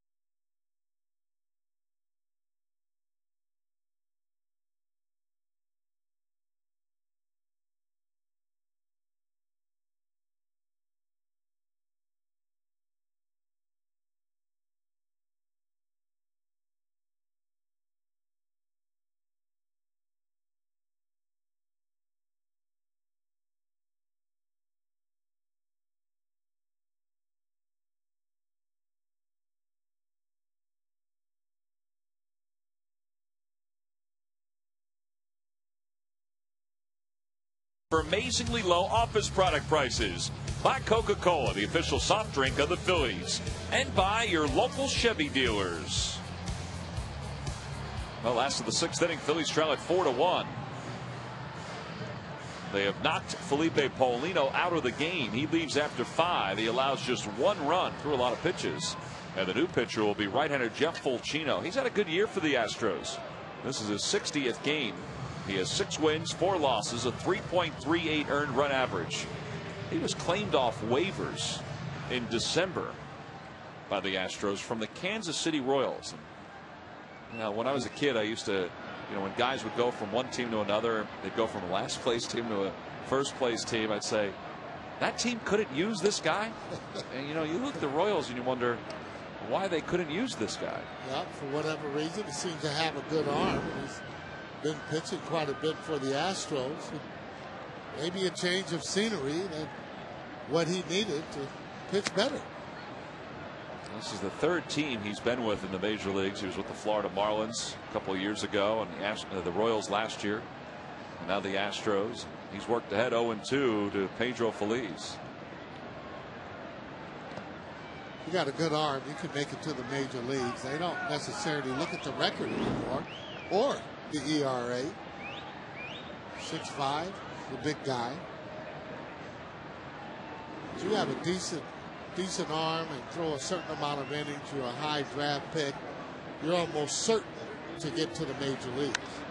Off the hands, a looper to right. And Hunter Pence makes the grab. We see those outs changing there, and the ball strike indicator on the bug. We call that the bug, the score bug. Well, Steve Romanowski, he's the guy that operates that. There it is. Now Steve just popped that up, and when the first pitch comes into Paul Bacco, he'll pop that pitch in. Steve's most memorable games: the Howard 3-home run game against the Atlanta Braves, and of course the 2007 National League East clinch. And there it goes. That's what Steve does. Well, Steve, thanks for keeping everything up to date. We appreciate it.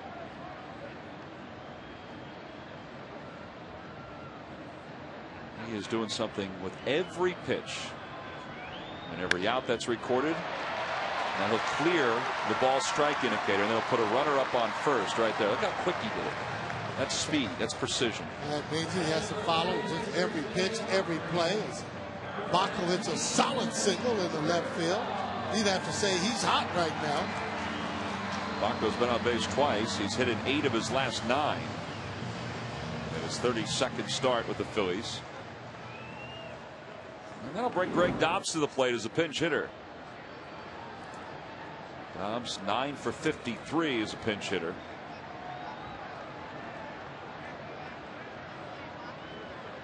He is tied for 5th in Phillies history with 45 pinch hits, tied with Kevin Jordan. Charlie does a good job at getting these guys in that he knows that more than likely he's going to have to use.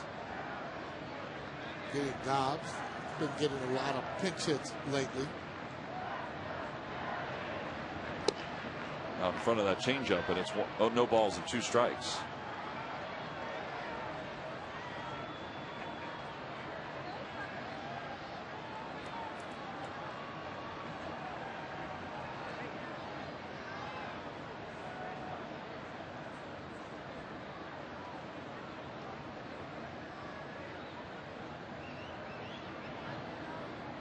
And Dobbs is down on strikes, 2 away.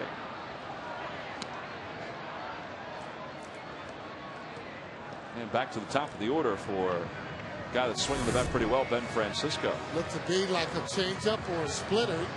See the movement on that ball as it moved away from Dobbs. That's a tough pitch to hit, especially if you haven't seen that pitch, seen him throw before. Francisco's 3 for 3. Couple doubles, a run scored. He scored the only run for the Phils.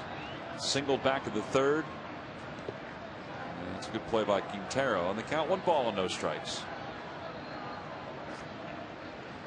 Uh-oh, they're back. I thought once we saw those big hats, those big helmets, the first time that we would see them pop up at other spots in the ballpark. But that's a product that's theirs and theirs only.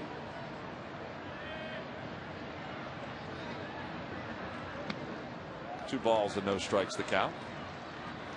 You don't have to worry about rain getting on your head at all. No, you don't. Get the oversized helmet, the oversized bat.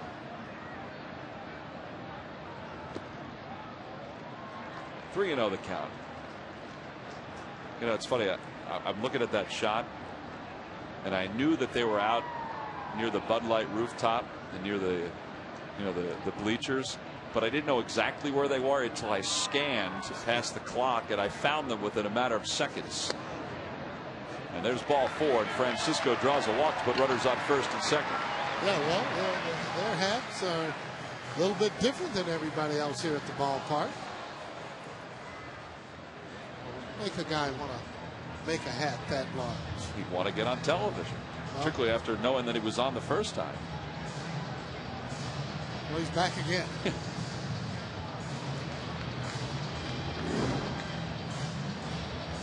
2 outs. Eric Brutland, the batter. Eric has struck out twice. And he's flying out to right field.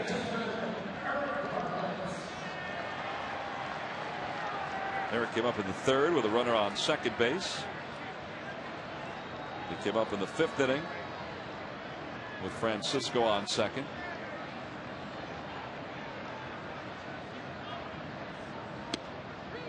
And he came up in the 1st inning with a runner on second.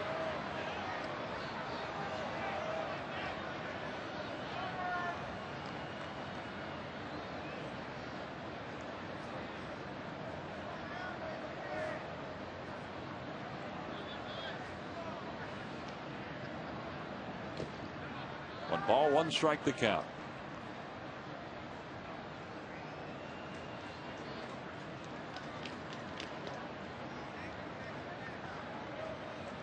Well, this will be a good time to start chipping at this lead. Brutland to come up with a 2-out base hit.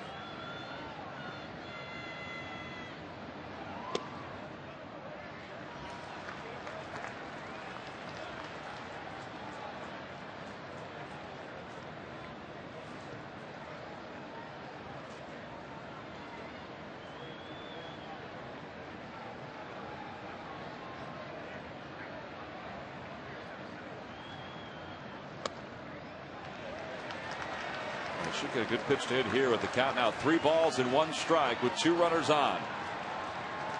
He's got that fastball 94-93.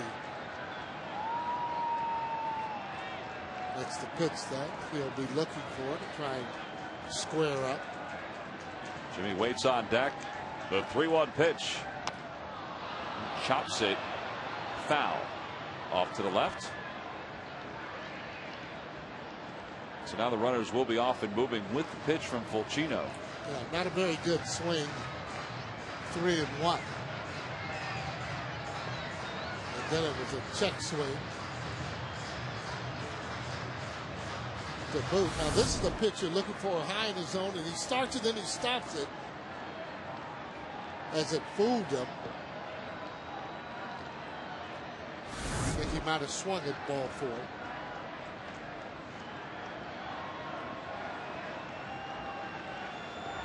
So the runners will go with this pitch. It's 3-2. There they go. And the pitch is hit foul. And we'll do it again. Paco will go back to second. Francisco did not run. Don't know if he forgot how many outs it was. Usually, even though you think they would know, as a first base coach, you'll say, hey, you're going.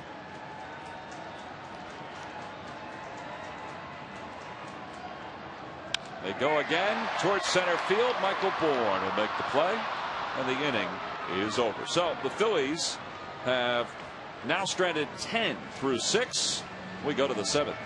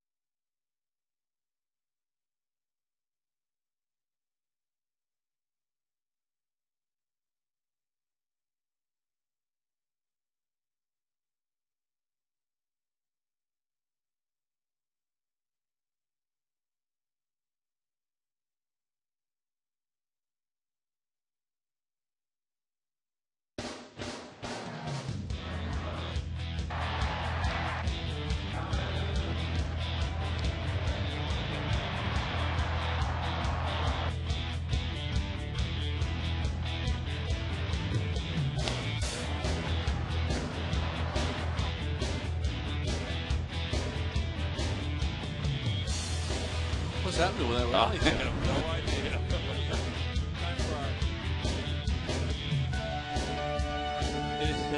It's time now for the Verizon Wireless Game Summer. The night after the clinching, not a whole lot going on for the Phillies tonight. Not a lot of base runners, but only to score the 1 run. Vance Berkman had a 2-run double in the first inning. Raul Ibanez an infield hit to knock in the Phil's run, and Miguel Tejada, after a walk, hit a 2-run home run. That guy has an 18-game hitting streak, and now, Tommy, the Phillies are going to look at Brett Myers. Brett Myers is going to get a chance to pitch here, and Brett's back after having sort of a shoulder problem. Came back from that hip surgery. Did such a great job coming back early, way early, from that hip issue. And after a few outings, he started to come down with a bum shoulder. The back of his shoulder is what the problem was. This is his 16th game overall. He's 4-3, a 4.74 earned run average. And Bourne bunts one toward third. Feliz barehands and throws, not in time. And Michael Bourne, who was hitless in his first 3 at bats, reaches on a bunt single to start the 7th, and he leads the National League in bunt base hits and stolen bases. Michael has great legs. He can really run. And that's a perfect bunt. And Feliz made a heck of a play, too. He saw his hand start to slide up the bat right there, so he breaks, does everything he can. Ryan Howard does a little cheat down there. Watch him come off the bag a little bit early. Hoping that maybe he can get that call. So nobody out. Here's Kaz Matsui. Figure he's going to give Bourne a chance to run. So Paul Bacco's going to be on his toes. And the first pitch goes off the glove of Bacco. That's going to be his 6th wild pitch. If that's how they score it, I think they will. No, they're going to say, I was going to say 6-pass ball, but they're going to score that a wild pitch.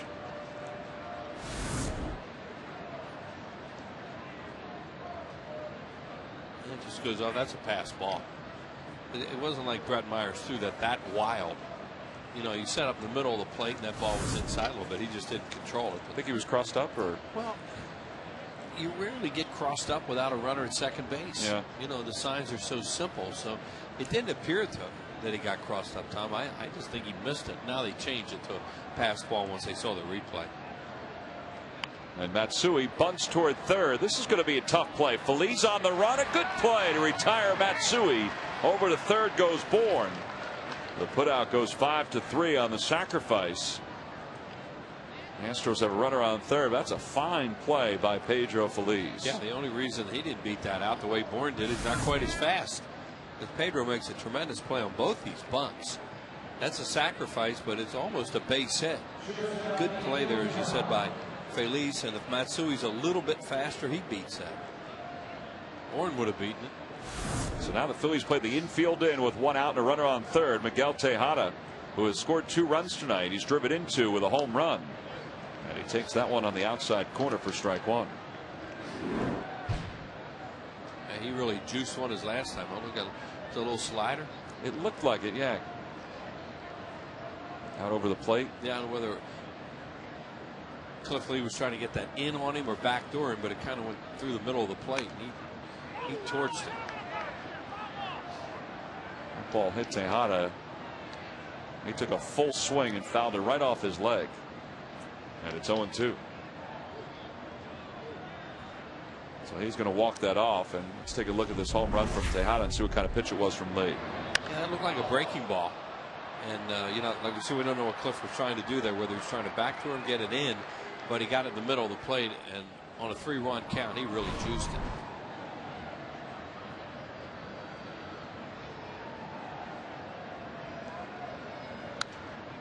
Got it in on his hands, and he fouls it back.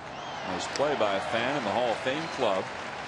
That's a good grab by that gentleman right there. A few of those tonight at Hall of Fame club.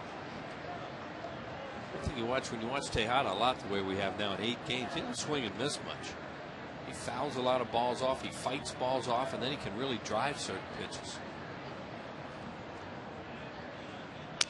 Pulls that one foul. He's broken his bat. And he's a little bit of a buggy whipper up there too, which you think he'd swing and miss a little bit more. Maybe he does. He just hasn't in the games we've seen him. So he'll get a new bat before he steps back to the plate. See what he's done against the Phillies. He has scored 11 runs this season against the Phillies. He's been on a lot. Dave Clark saw a lot of those runs or waved him home a number of times as the third base coach, which is where he was earlier until taking over for Cecil Cooper this month. Back toward the middle, a base hit for Tejada. And scoring from third is Michael Bourne. That'll be the third RBI of the night for Miguel. And the Astros now lead it 5-1. I mean, he doesn't have to hit it hard every time, but he hits it somewhere. And there you have a drawn-in infield, and he hits it in a perfect spot right up the middle. Brett falling off a little bit towards first base, so it goes through the mound and into center field for a hit. If you don't strike out, good things can happen. Rich Doobie trying to get Brett into a ball game here and see how he pitches this weekend as they try to reestablish their bullpen for the postseason.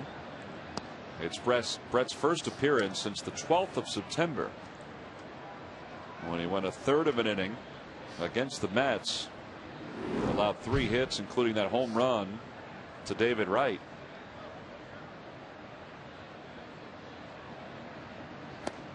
And that breaking ball causes Berkman to lose his bat. A swing and a miss. The ball or the bat went over the dugout into the stands. That gentleman is thinking, I got a souvenir. And he still got his adult beverage. This is a long bat toss there by Berkman. You usually don't see bats go flying on cold nights. That's usually a summertime thing. Thankfully, everybody's okay. Everybody jumping up trying to get it. I think he just want to try and catch that. It's more the deflecting. And Brett came right back with another breaking ball.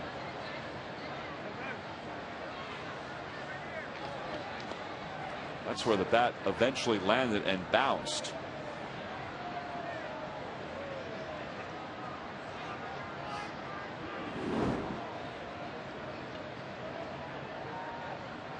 One and two the count to Berkman.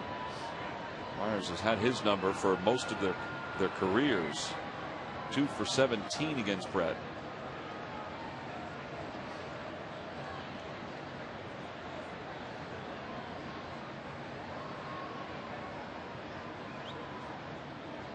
And that one just missed. 2 and 2.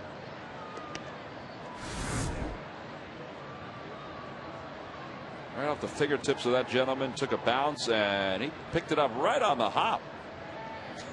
Didn't spill a drop. That guy next to him, I would assume he's with that guy. He was fighting him for it. And a base hit for Berkman. Went right past the feet of Tejada. Brett had him in the hole, and now Berkman has followed Tejada's single with a single of his own, and the Astros have runners on first and second. One of the great advantages of batting left-handed with the hole open as Tyler Walker starts to throw. You don't have to hit it that hard. In this case, he hit it hard. They're holding the runner on, hole open, and Tejada has to make sure it doesn't hit him, so he has no chance to make it to third. Jason Worth on it quickly and holds him there. So with 2 runners on and 1 out, Hunter Pence the batter. He's 1 for 3.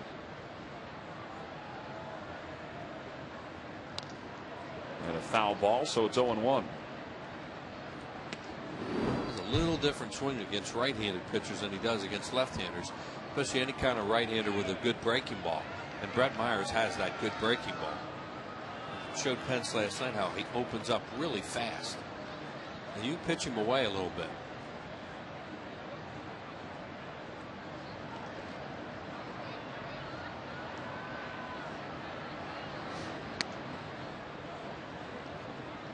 They're not going to allow him to go too deep into this inning if his pitch count keeps rising. He's at 16 right now. Yeah, they have an idea of what they're going to do here with Myers, and that's why they got Walker up so fast.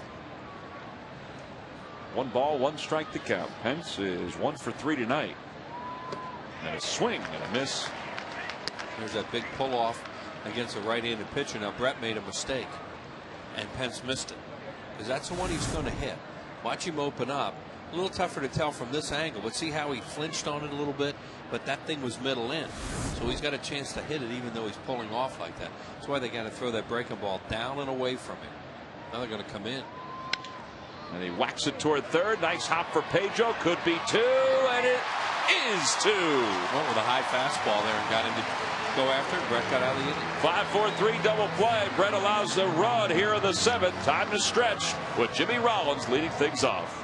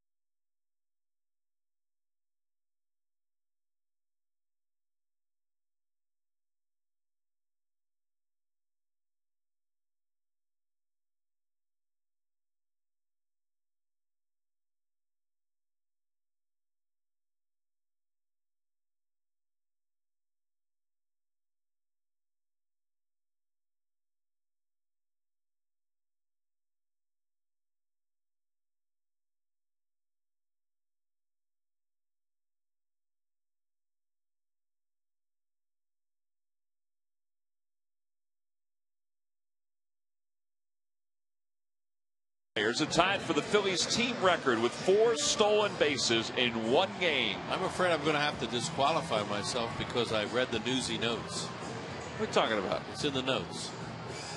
The answer. You read it afterward? I had an idea who one of them may be. I looked on the newsy notes. And they were all there. Under his name, and they were there. So I got to disqualify myself. That's dishonest. All right, so you thought it was Jason Wade. Right. All right. Well, Jason is one of them. And then it's in the notes. Gary Maddox did it. And Sherry McGee did it twice. I would not have known that if I hadn't Well, seen thank you for at least admitting that. We're not going to cheat in this game. It's only a few days to go. Why start now? So would you consider the streak still alive? I guess we would have to, but we're just going to give you that one because we're in a good mood because the Phillies won their 3rd straight National League East title. Log back on to Phillies.com to find out if you're the winner of a Phillies prize pack. And thanks for playing Dodge Stump the Fans. Bottom of the 7th inning, Phillies trail at 5-1. Wesley Wright is the new pitcher for the Astros. This is his 47th game, his 4th straight. He's 3-4 with a 5.88 earned run average. Jimmy singled his last time up and had an RBI taken away from him because Miguel Tejada made a diving play up the middle to stop the ball and keep Ben Francisco at third.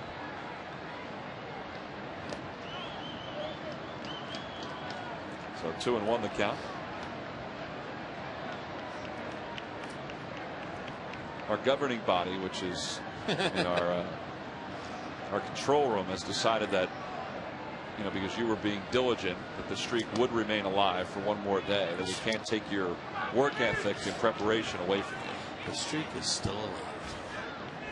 To be quite honest with you, I'm not even sure what the streak's at, but I think it's at least 7. I don't know, Tom. But it's fun. 3-2 the count. There's one that's going to come up very shortly that will be impossible. It's like a friend of mine told me who owned a bar. He said, and you'll notice this, I don't go anymore, but when you go out, they play a song at some point that nobody can dance to get everybody off the dance floor for a little while, so maybe they'll imbibe. Well, you guys are going to come up with a question that I can't answer. Jimmy hits it hard toward third, behind the bag, Kempinger, and one away. Well, these lucky fans of tonight's Citizens 7. They will each receive a prize pack courtesy of Citizens Bank. Citizens Bank with the most 7-day branches in the Philadelphia area. To find a branch near you, visit citizensbank.com. Of course, you always, when they play that song, there's always some guy out there that's still trying to do something. It depends on what time of the night. You will always see one or two people out there still trying to somehow dance to that undanceable song. Never noticed that until the guy said that. After that, oh man, it's amazing how often they do that. Here's Ryan Howard, hitless in one official at bat. He's walked twice.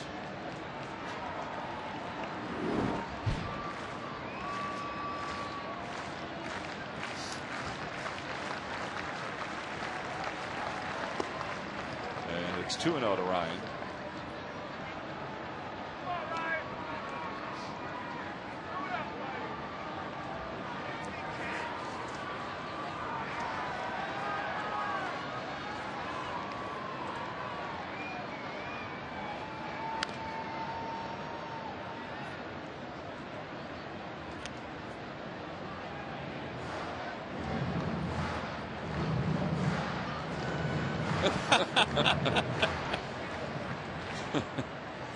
Trying to make himself a little taller than he is. Now he's got a good look up there. Ryan takes a hack and a miss at that one. It's 2 balls and 2 strikes. That pitch look high up there. Signaling that he can see a little bit better from up there. Well, I hope so. Missed it before when he came down. Yeah. I saw that one shot they had of him. You know, of you guys, and Sarge was explaining something, and Tommy was shaking his head. Sarge was asking me a question as to whether I could program a DVD player. And I admitted no, but before I admitted no, Tommy shook his head no. He's just trying to help out the cause. It's knowing the subject, huh? 2-2 the count to Howard. And it's a breaking ball outside. 3 balls and 2 strikes. Kids can do all that stuff better. iPods, computers, all that. They can do it better than the adults.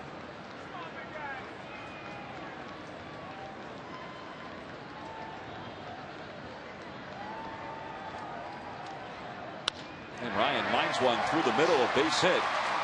So it's a 1-out single. And he is aboard here in the bottom of the 7th inning. One thing that Charlie made clear before the ball game today is he doesn't want anybody to lose focus on, you know, what the next carrot is in this race, and that is, as we talked about before, the best record in the National League. Now nobody knows who the Phillies are going to face next week. I mean, the odds are, you know, right now they would face the Colorado Rockies in the opening round because they would be the wild card winner, at least at this point. And you know, they can't face the team that has the best record at this point, which is the Dodgers. Phillies have that second best record right now. Yeah, it'd be nice if the Brewers went into St. Louis and got serious for the weekend and played some good games and maybe knocked the Cardinals off. Right. They struggled in Colorado. There's a lot of teams struggle in Colorado when they're hot.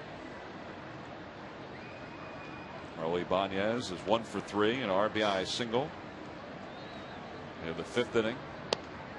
And the count 1 ball and 1 strike to him. It also seems that Fanatic is trying to get folks rolling along with Raul's swing here. It also seems like the next couple of days, you know, you'll see a few of the regulars sit, but not all of them.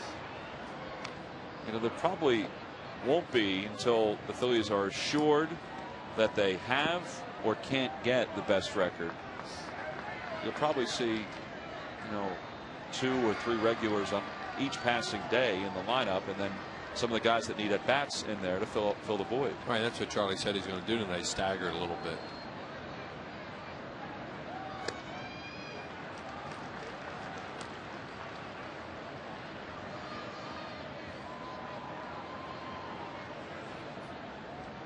Kind of feels funny to be playing a game in this ballpark and there's no juice.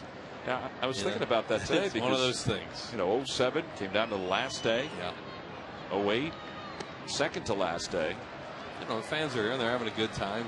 But it is, you know, they want the Phillies to win and they get into it a little bit. But it's just hard to have any juice here tonight after last night was really emotional. The night before was really a good night here.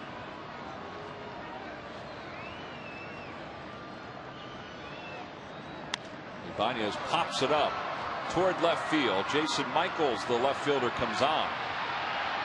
And that's the second out. Well, we talked about this yesterday a little bit. You know, since 1976, the Phillies have clinched the divisions 9 times, counting yesterday.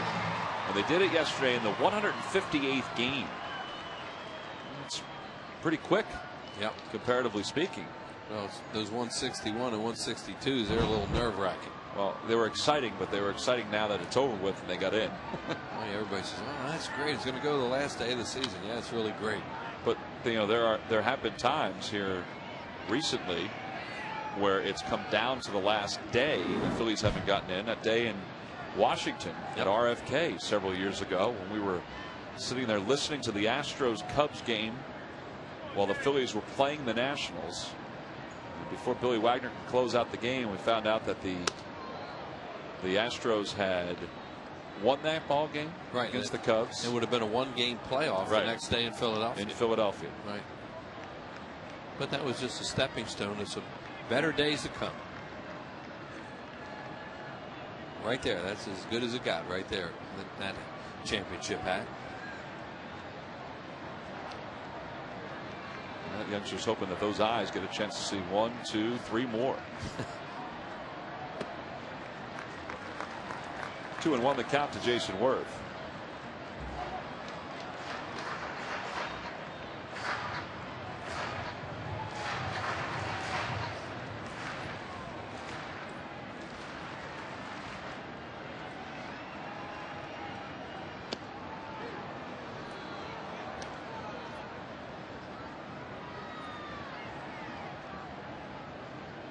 They have Gervasio up in the bullpen, a right-hander. So, you know, Dave Clark's doing everything he can to compete here and try and win this game. He's using his regular bullpenners.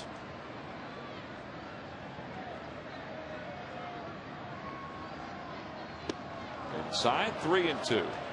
If Jason Worth were to get on here, he could bring Gervasio in to pitch to Pedro Feliz because he's a slide baller. He throws a lot of sliders. He's a right-hander.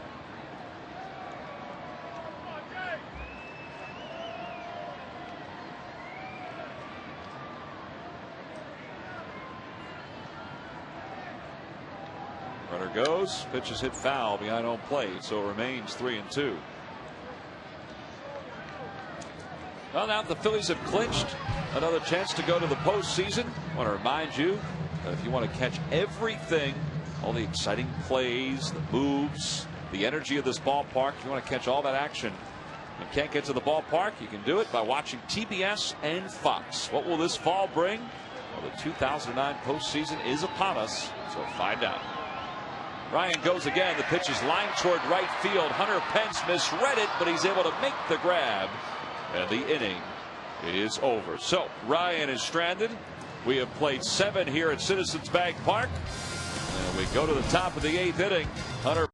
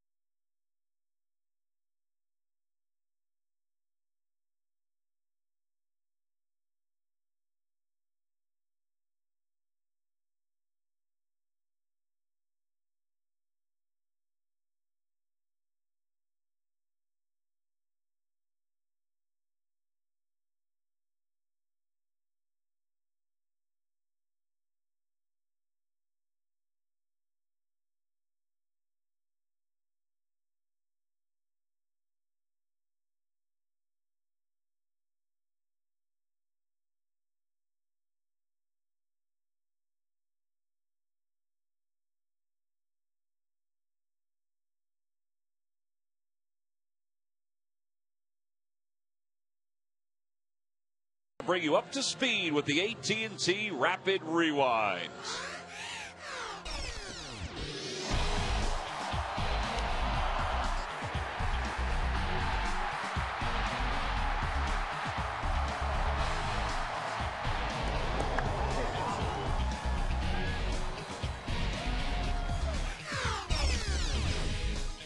AT&T, the nation's fastest 3G network. AT&T, your world delivered.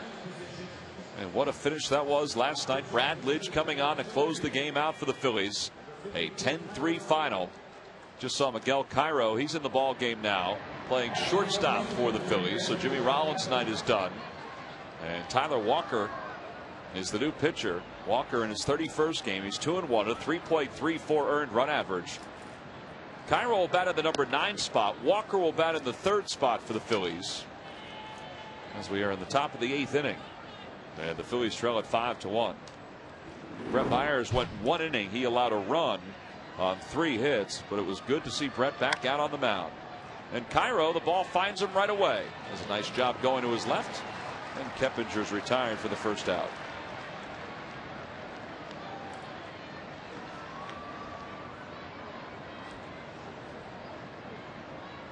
So Walker retires the first batter, and he'll now face Jason Michaels. Folks were asking today about the Phillies bullpen, how it would be comprised when, the postseason does get here. And I think it's still a little early, just because you don't know who all the participants are in the bullpen. I mean, some of them like Brad Lidge, Scott Air, and Ryan Matson, but Chan-Ho Park pitched today in an instructional league game, and Charlie was saying that after 2 batters, Chan-Ho Park was lifted from that outing. He was told if he feels anything at all in that hamstring, if anything's bothering him, then he should not push it. Well, he decided not to push it because he felt something. He's on his way to Philadelphia, and he'll see Dr. Cicotti. 0-2 the count to Jason. And a good breaking ball from Tyler Walker. 2 away. So until you know if everybody's healthy, that's when you can sit down and really decide how the bullpen's going to be made up. Absolutely. Yeah, there's no way you can tell what's going to happen out there right now. That's what these last 4 games are for, to try and figure a few things out and hope you can make the right decisions. Do they want 12 guys? Do they want 11? Did Kyle Kendrick pitch his way onto the club as a long man last night? Who knows? Well, he did a heck of a job, though, yesterday, didn't he? Yeah, sure did. I don't mean pitch his way onto the club. I mean onto the postseason roster. Yeah. So we will see. Quintero, the batter, and the count 1 ball, no strikes to him. And it's 1-1. Quintero has struck out twice. He's also been hit by a pitch. Tyler Walker's a guy that has done some good things this year. Will he be part of the postseason roster?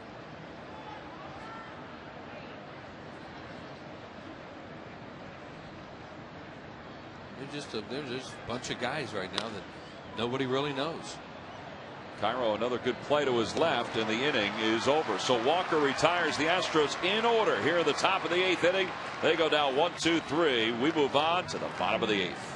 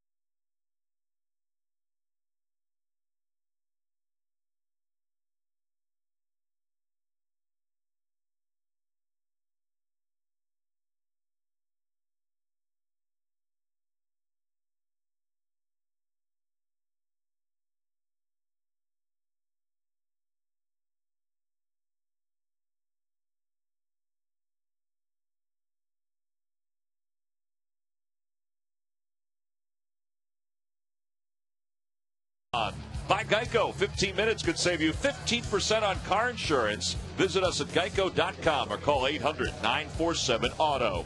And by Jeep. Hurry to your Jeep dealer to see how good the best values in America can be.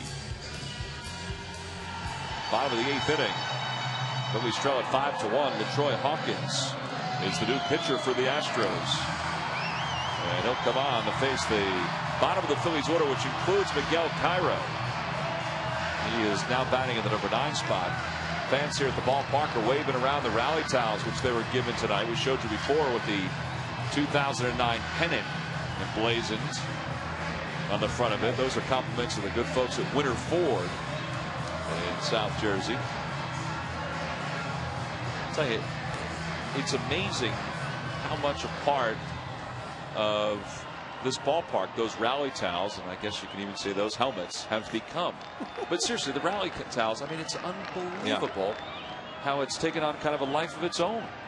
Yeah, and when you're into these big postseason games and late in the season, as you say, they take on a life of their own. And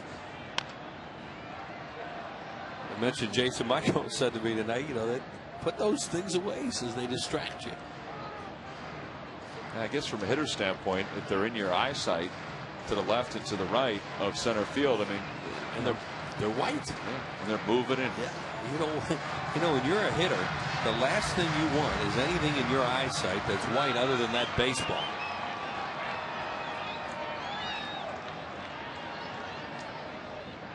That's why they make those nice dark backgrounds for them to hit. And this one's getting really pretty here with that ivy, huh?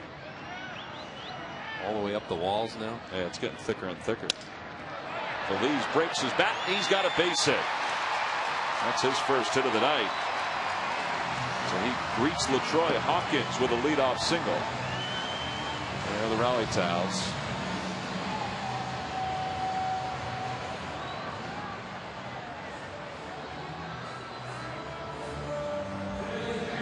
Phillies have had their share of base hits tonight. In fact, that's their 9th in the ball game. But they just haven't been able to put a whole lot together with runners in scoring position.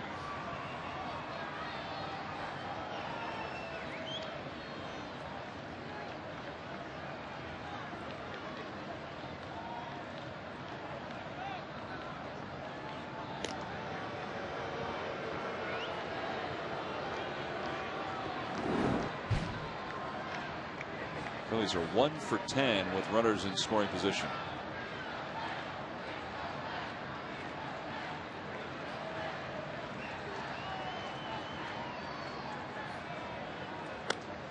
One ball, no strikes, the count.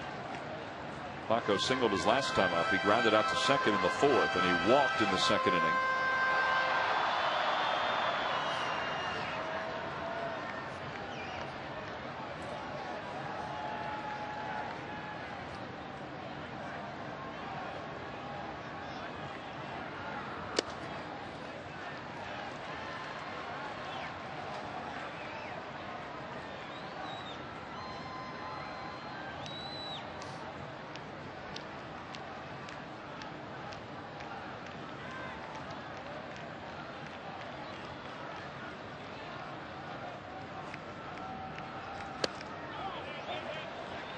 They want to appeal to Jeff Nelson. He says no swing. So now it's 3-0 to Baco.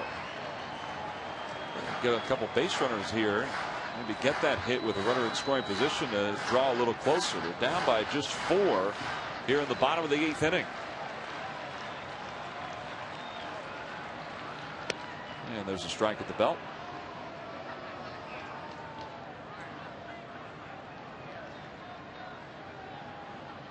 Miguel Cairo came on to take the place of Jimmy Rollins at the top of the 8th inning, batting 9th tonight.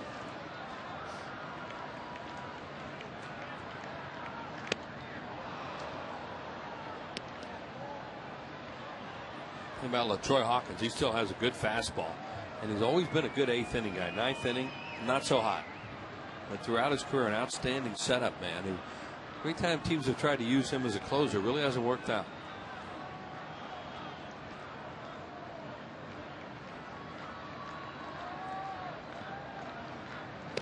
And Paul is down on strikes. There's the first out here in the 8th inning.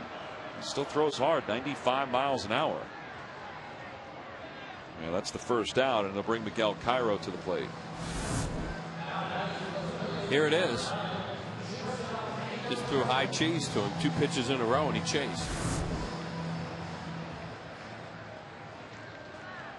So Baco is down swinging. And with 1 out, here's Miguel Cairo. He has 4 hits and 16 at bats in his career against LaTroy Hawkins, a .219 hitter.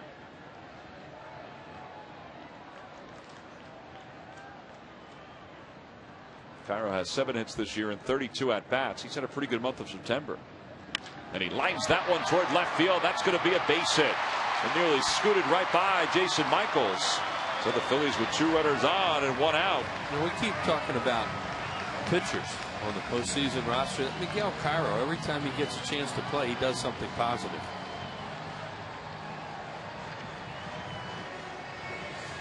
Well, in particular, since he's been brought back up from Lehigh Valley. Well, that's because he played. He played all year down there, and he was sharp when he came up. Now he hasn't had much chance to play here, but when they use him, good base runner, he plays some different positions. The other thing too is that he's got the postseason experience as well with the Yankees. One thing he won't do, he's not going to hit home runs. You know, he's not a power guy, but he can make some contact off the bench. So 1 away. Here's Ben Francisco, who's been on base all 4 times from the leadoff spot tonight. And he watches that one go by for ball 1. Last time Hawkins had a good save year, he had 25 for the Cubs in 04. But off and on throughout his career, teams have tried that with him, even the Cubs, and it just hasn't worked out. This has always been a good role for him right here in the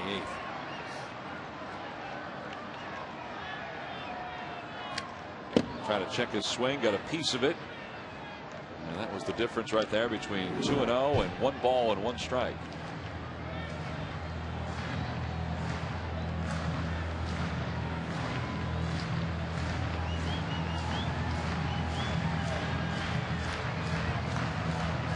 Cairo's on first base. Feliz is on second base. Phillies trail at 5-1.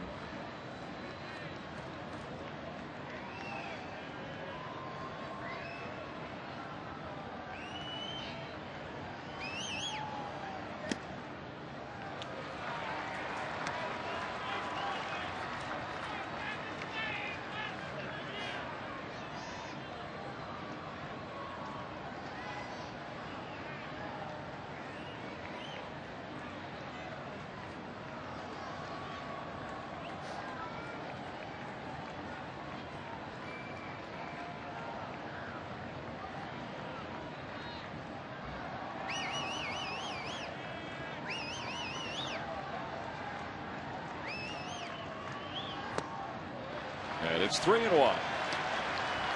He's had some good at bats tonight too. It's a good hitter spot here for Francisco. They count 3-1. Astros do have Valverde up and loosening, just throwing softly right now. Yeah, you wonder if they would use him in the 8th inning. He's just, as you said, Tom, he's just kind of tossing out there. Bruntlett on deck.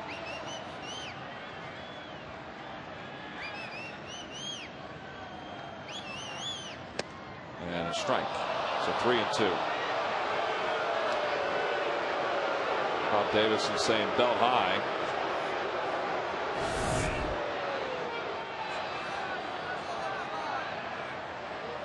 A little higher than belt high. Maybe elbow. That's what he meant.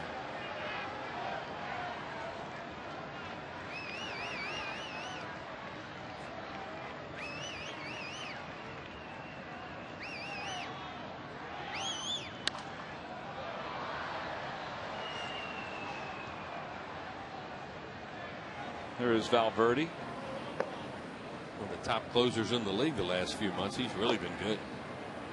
He's going to get himself a pretty good contract after the season's over with. He is a free agent. Not sure if the Astros would sign him. If Ed Wade would go ahead and sign him or use the money elsewhere.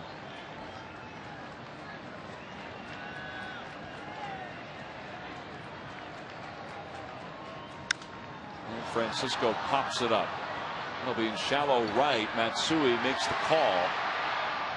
And no infield fly rule called by the umpires. He was too far out. And that's the second out of the inning. Hey, in response to the president's national call to service, MLB and their Players Give Back charitable ticket initiative was created to provide tickets to deserving groups during these challenging economic times.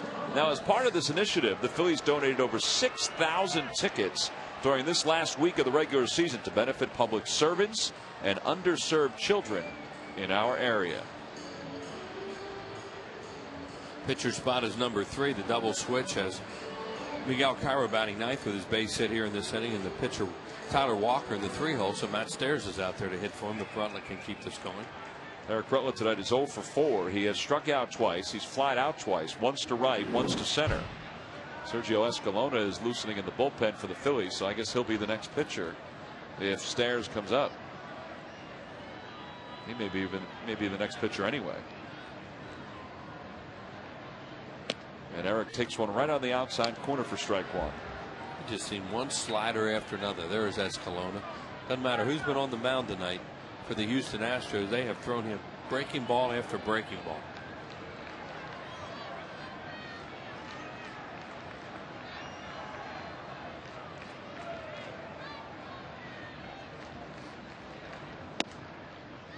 Well, he finally got the fastball, but it was off the plate.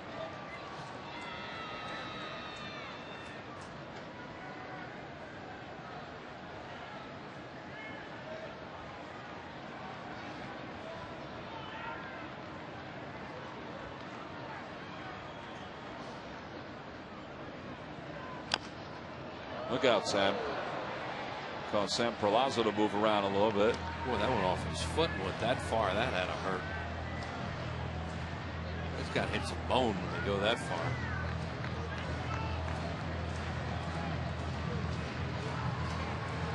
Kind of surprised me too, because you're right, the ball doesn't usually go that far when it hits a foot or a leg. No, it doesn't get a coach jumping like that, that's for sure. You kind of dribble somewhere. Well, that one happened. Really smart.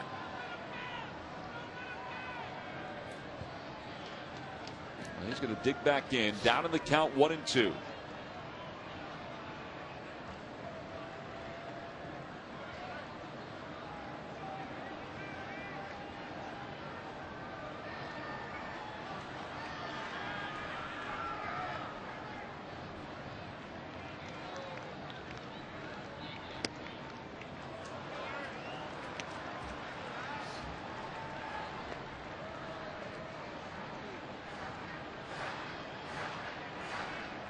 Cairo's on first base. Pedro's on second base.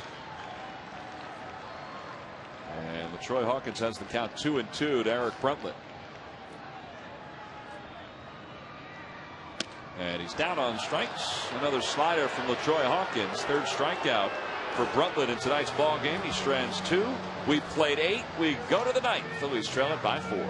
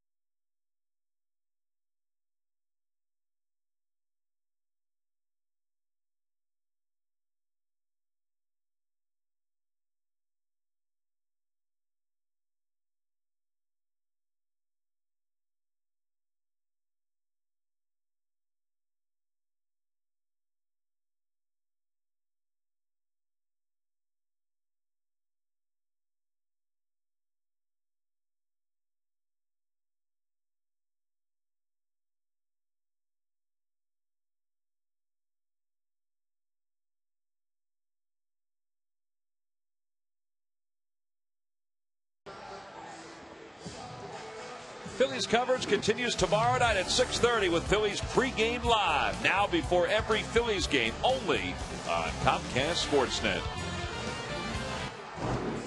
Well, we go to the top of the ninth inning. The Phillies trail at 5-1. Sergio Escalona is the new pitcher for the Phillies, as he'll take over for Tyler Walker.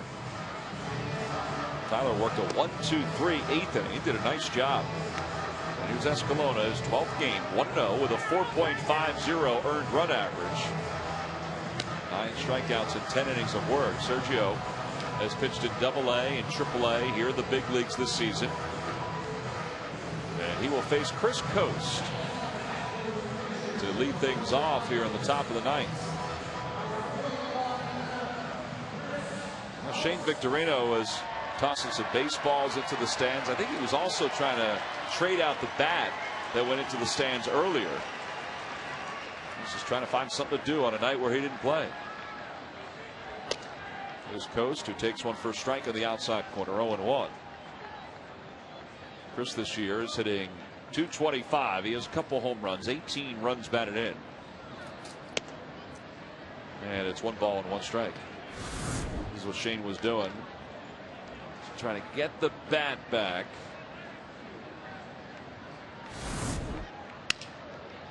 Coast breaks his bat, roller toward the hole, cut off by Feliz, one away. So Escalona gets the out. You know, we talked about the Phillies bullpen when it comes to the postseason. The left-hander out of the pen has been a big topic of conversation. You know, with the injury to J.C. Romero earlier this year, the injury that Jamie Moyer just sustained, the fact that J.C. is still trying to come back and get himself strong. Jack Tashner's also trying to come back and get himself strong. So, Sergio Escalona, he's sort of auditioning as well. Now, whether he makes it or not, that remains to be seen. But again, a lot's going to depend on the health of everybody else. Yeah, and you want more. You want more than one if you're able to do it. Sure. Especially in postseason, because a left-handed out of the bullpen can come up in a spot 5th, 6th inning where you can win the game. You figure Scott Ayer has gotten himself back to the point where he's healthy enough to pitch. I think Shane's trying to trade the bat out that went into the stands. And I thought he had already done it, but I guess he hasn't coded it.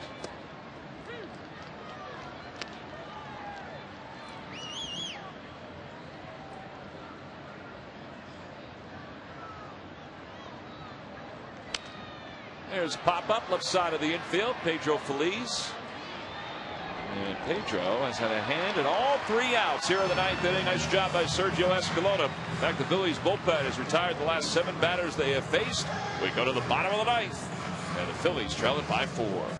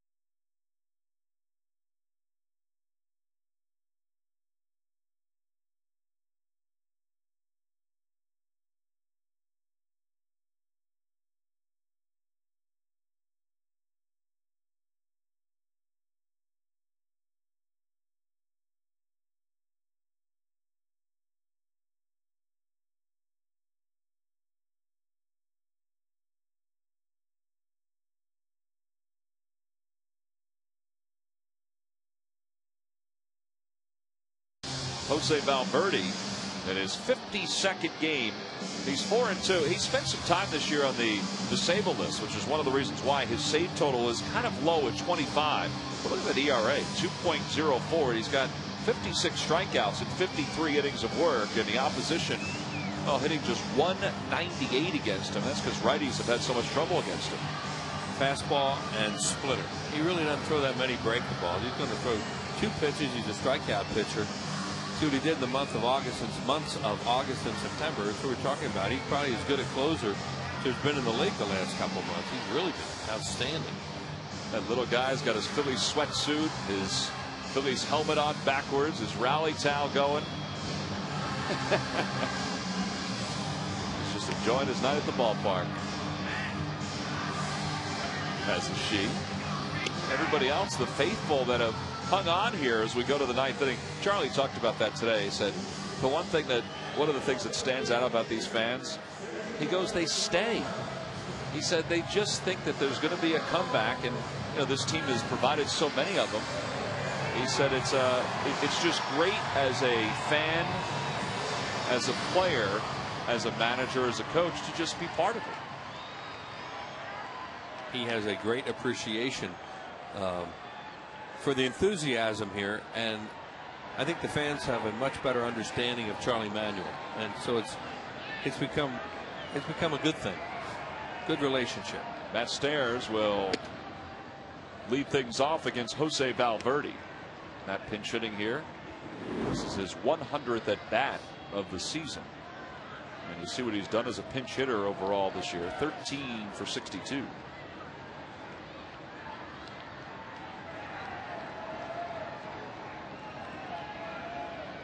Last year, Valverde came into a game here and blew a save.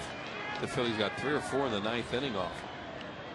It was an early season game, and it was really dramatic. Because Jeff Jenkins scored all the way from first on a double left field corner by Pedro Feliz to win the game. Just under the tag of Brad Ausmus, who was catching at the time for the Astros.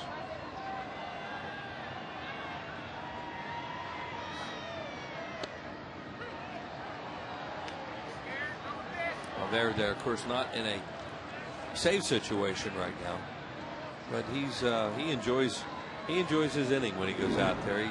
He takes forever, and he's very emotional.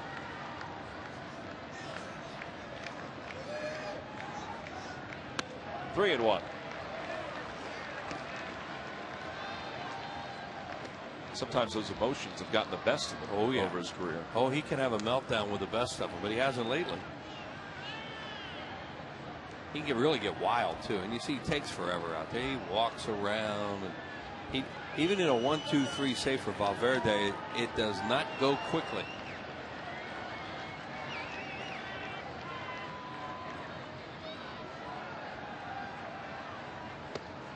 And Matt Stairs draws the walk, so he's aboard to lead off the bottom of the 9th inning.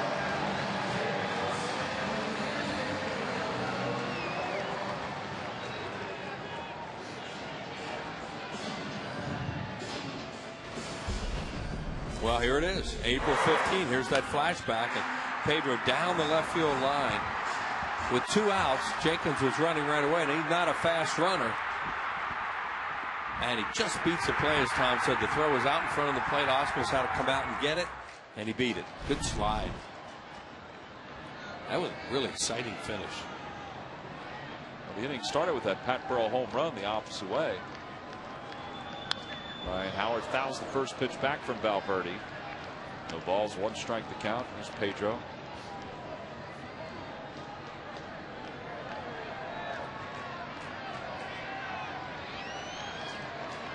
Well, that was one of those games where Charlie talks about the fans stay around, and they were rewarded that night.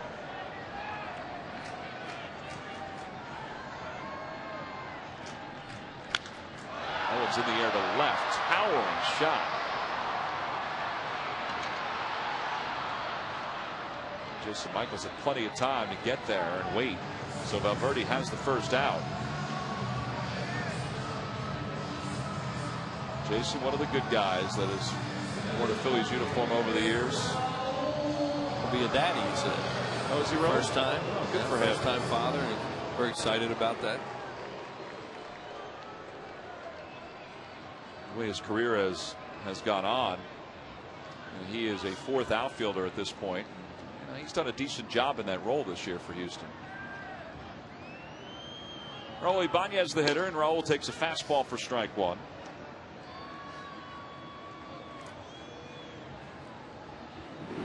Raul's flied out twice to left. He also has an RBI single. He's not the only RBI for the Phillies. It was an infield single.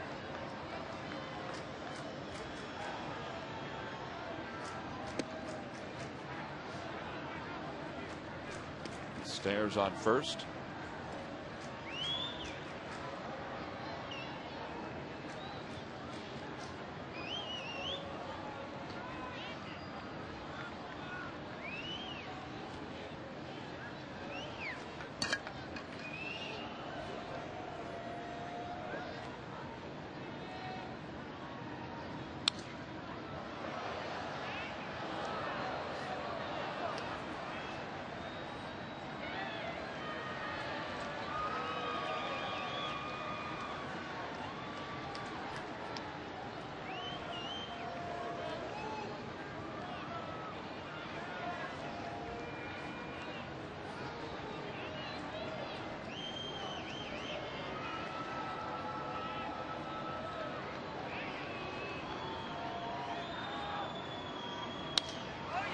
Towards center field, Michael Bourne waiting for it. And there are 2 outs now in this inning.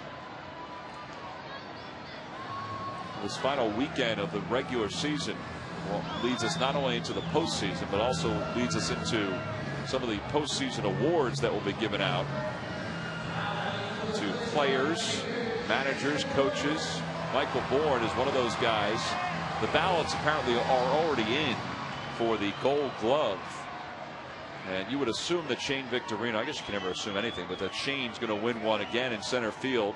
Michael Bourne has a chance to win one this year, because I think a lot of folks have taken notice at his defense.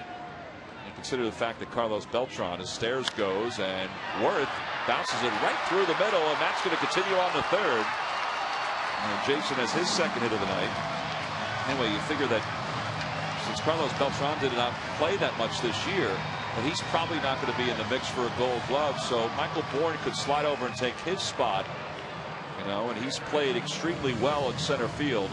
Michael Bourne, Shane Victorino, and Nate McLeod from the Braves have statistically had the best years defensively for the center fielders in the National League.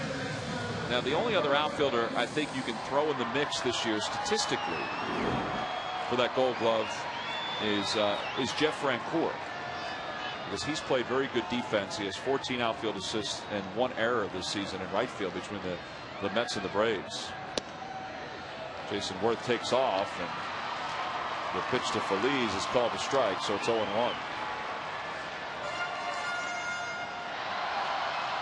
No stolen base.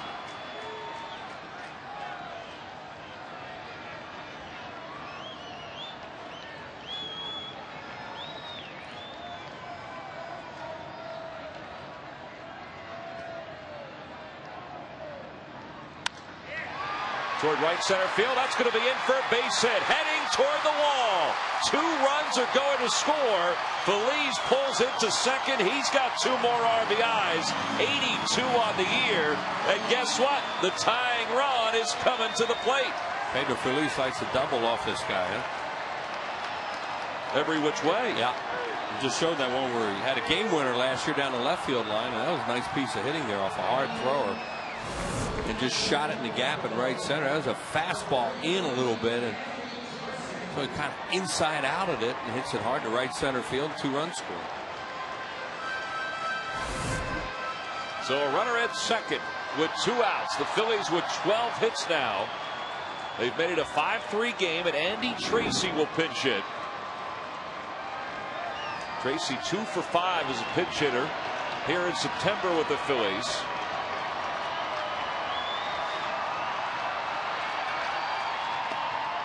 And Valverde starts him off with a slider outside, 1-0. Now, he doesn't throw that many sliders, but he's struggling a little bit with his fastball split. Miguel Cairo in the 9 hole is on deck.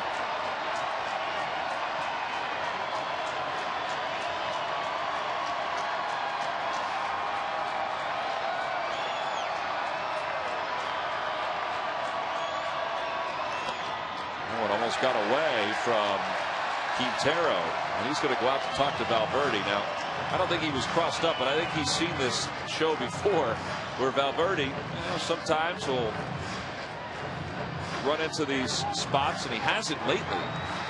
And for the Phillies fans, even though they've clinched, they're still hoping for one more victory against the Astros. And he has a couple of pinch hit home runs, as you see there. It's not a save situation for Valverde tonight. Sometimes these guys will come in and, the adrenaline rush isn't there, and these kind of things happen. They'll have a little bit of a struggle tonight.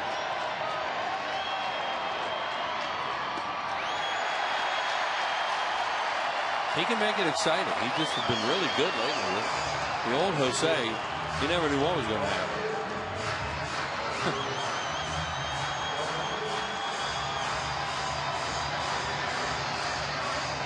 Charlie would say this is why they stick around.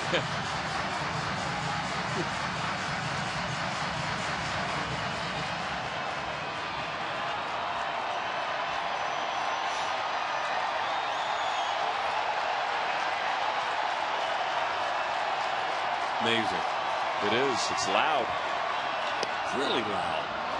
There's half the crowd that was here earlier, maybe, but still really loud.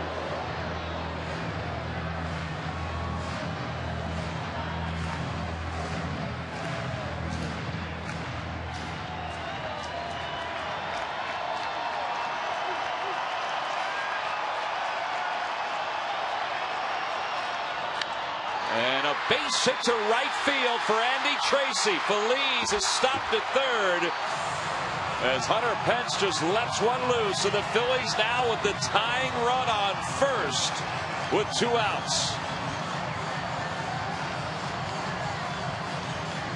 Victorino's going to come out and run for Tracy because he's a winning run. I mean, a tying run.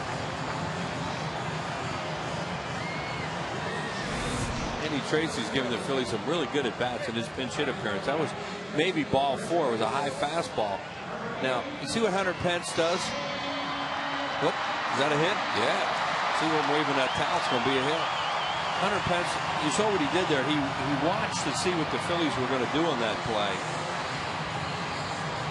And then he decides to throw home anyway, when that could have been a little bit of a disaster. And maybe a quicker runner at first would have gotten a second. Would see that immediately and then maybe go to second, but Tracy had to make sure he could not go there and get thrown out to end the game. So now Victorino will take the place of Andy Tracy over at first. 2 outs. Phillies trail at 5-3 here in the bottom of the 9th inning. They've got the tying runs aboard. And Miguel Cairo, who singled in his only other at bat tonight, will dig in. I mentioned Cairo is not a home run hitter by any stretch. He did homer down in AAA. And he's more of a singles gap type hitter. Phillies would just love a base hit and keep the line going. That one is hit towards center field. Bourne going back. He's there, and the inning and the game is over. But they made it exciting once again. So the Astros have won the season series, but the Phillies got a whole lot of benefits in these final 4 games against them, including clinching the National League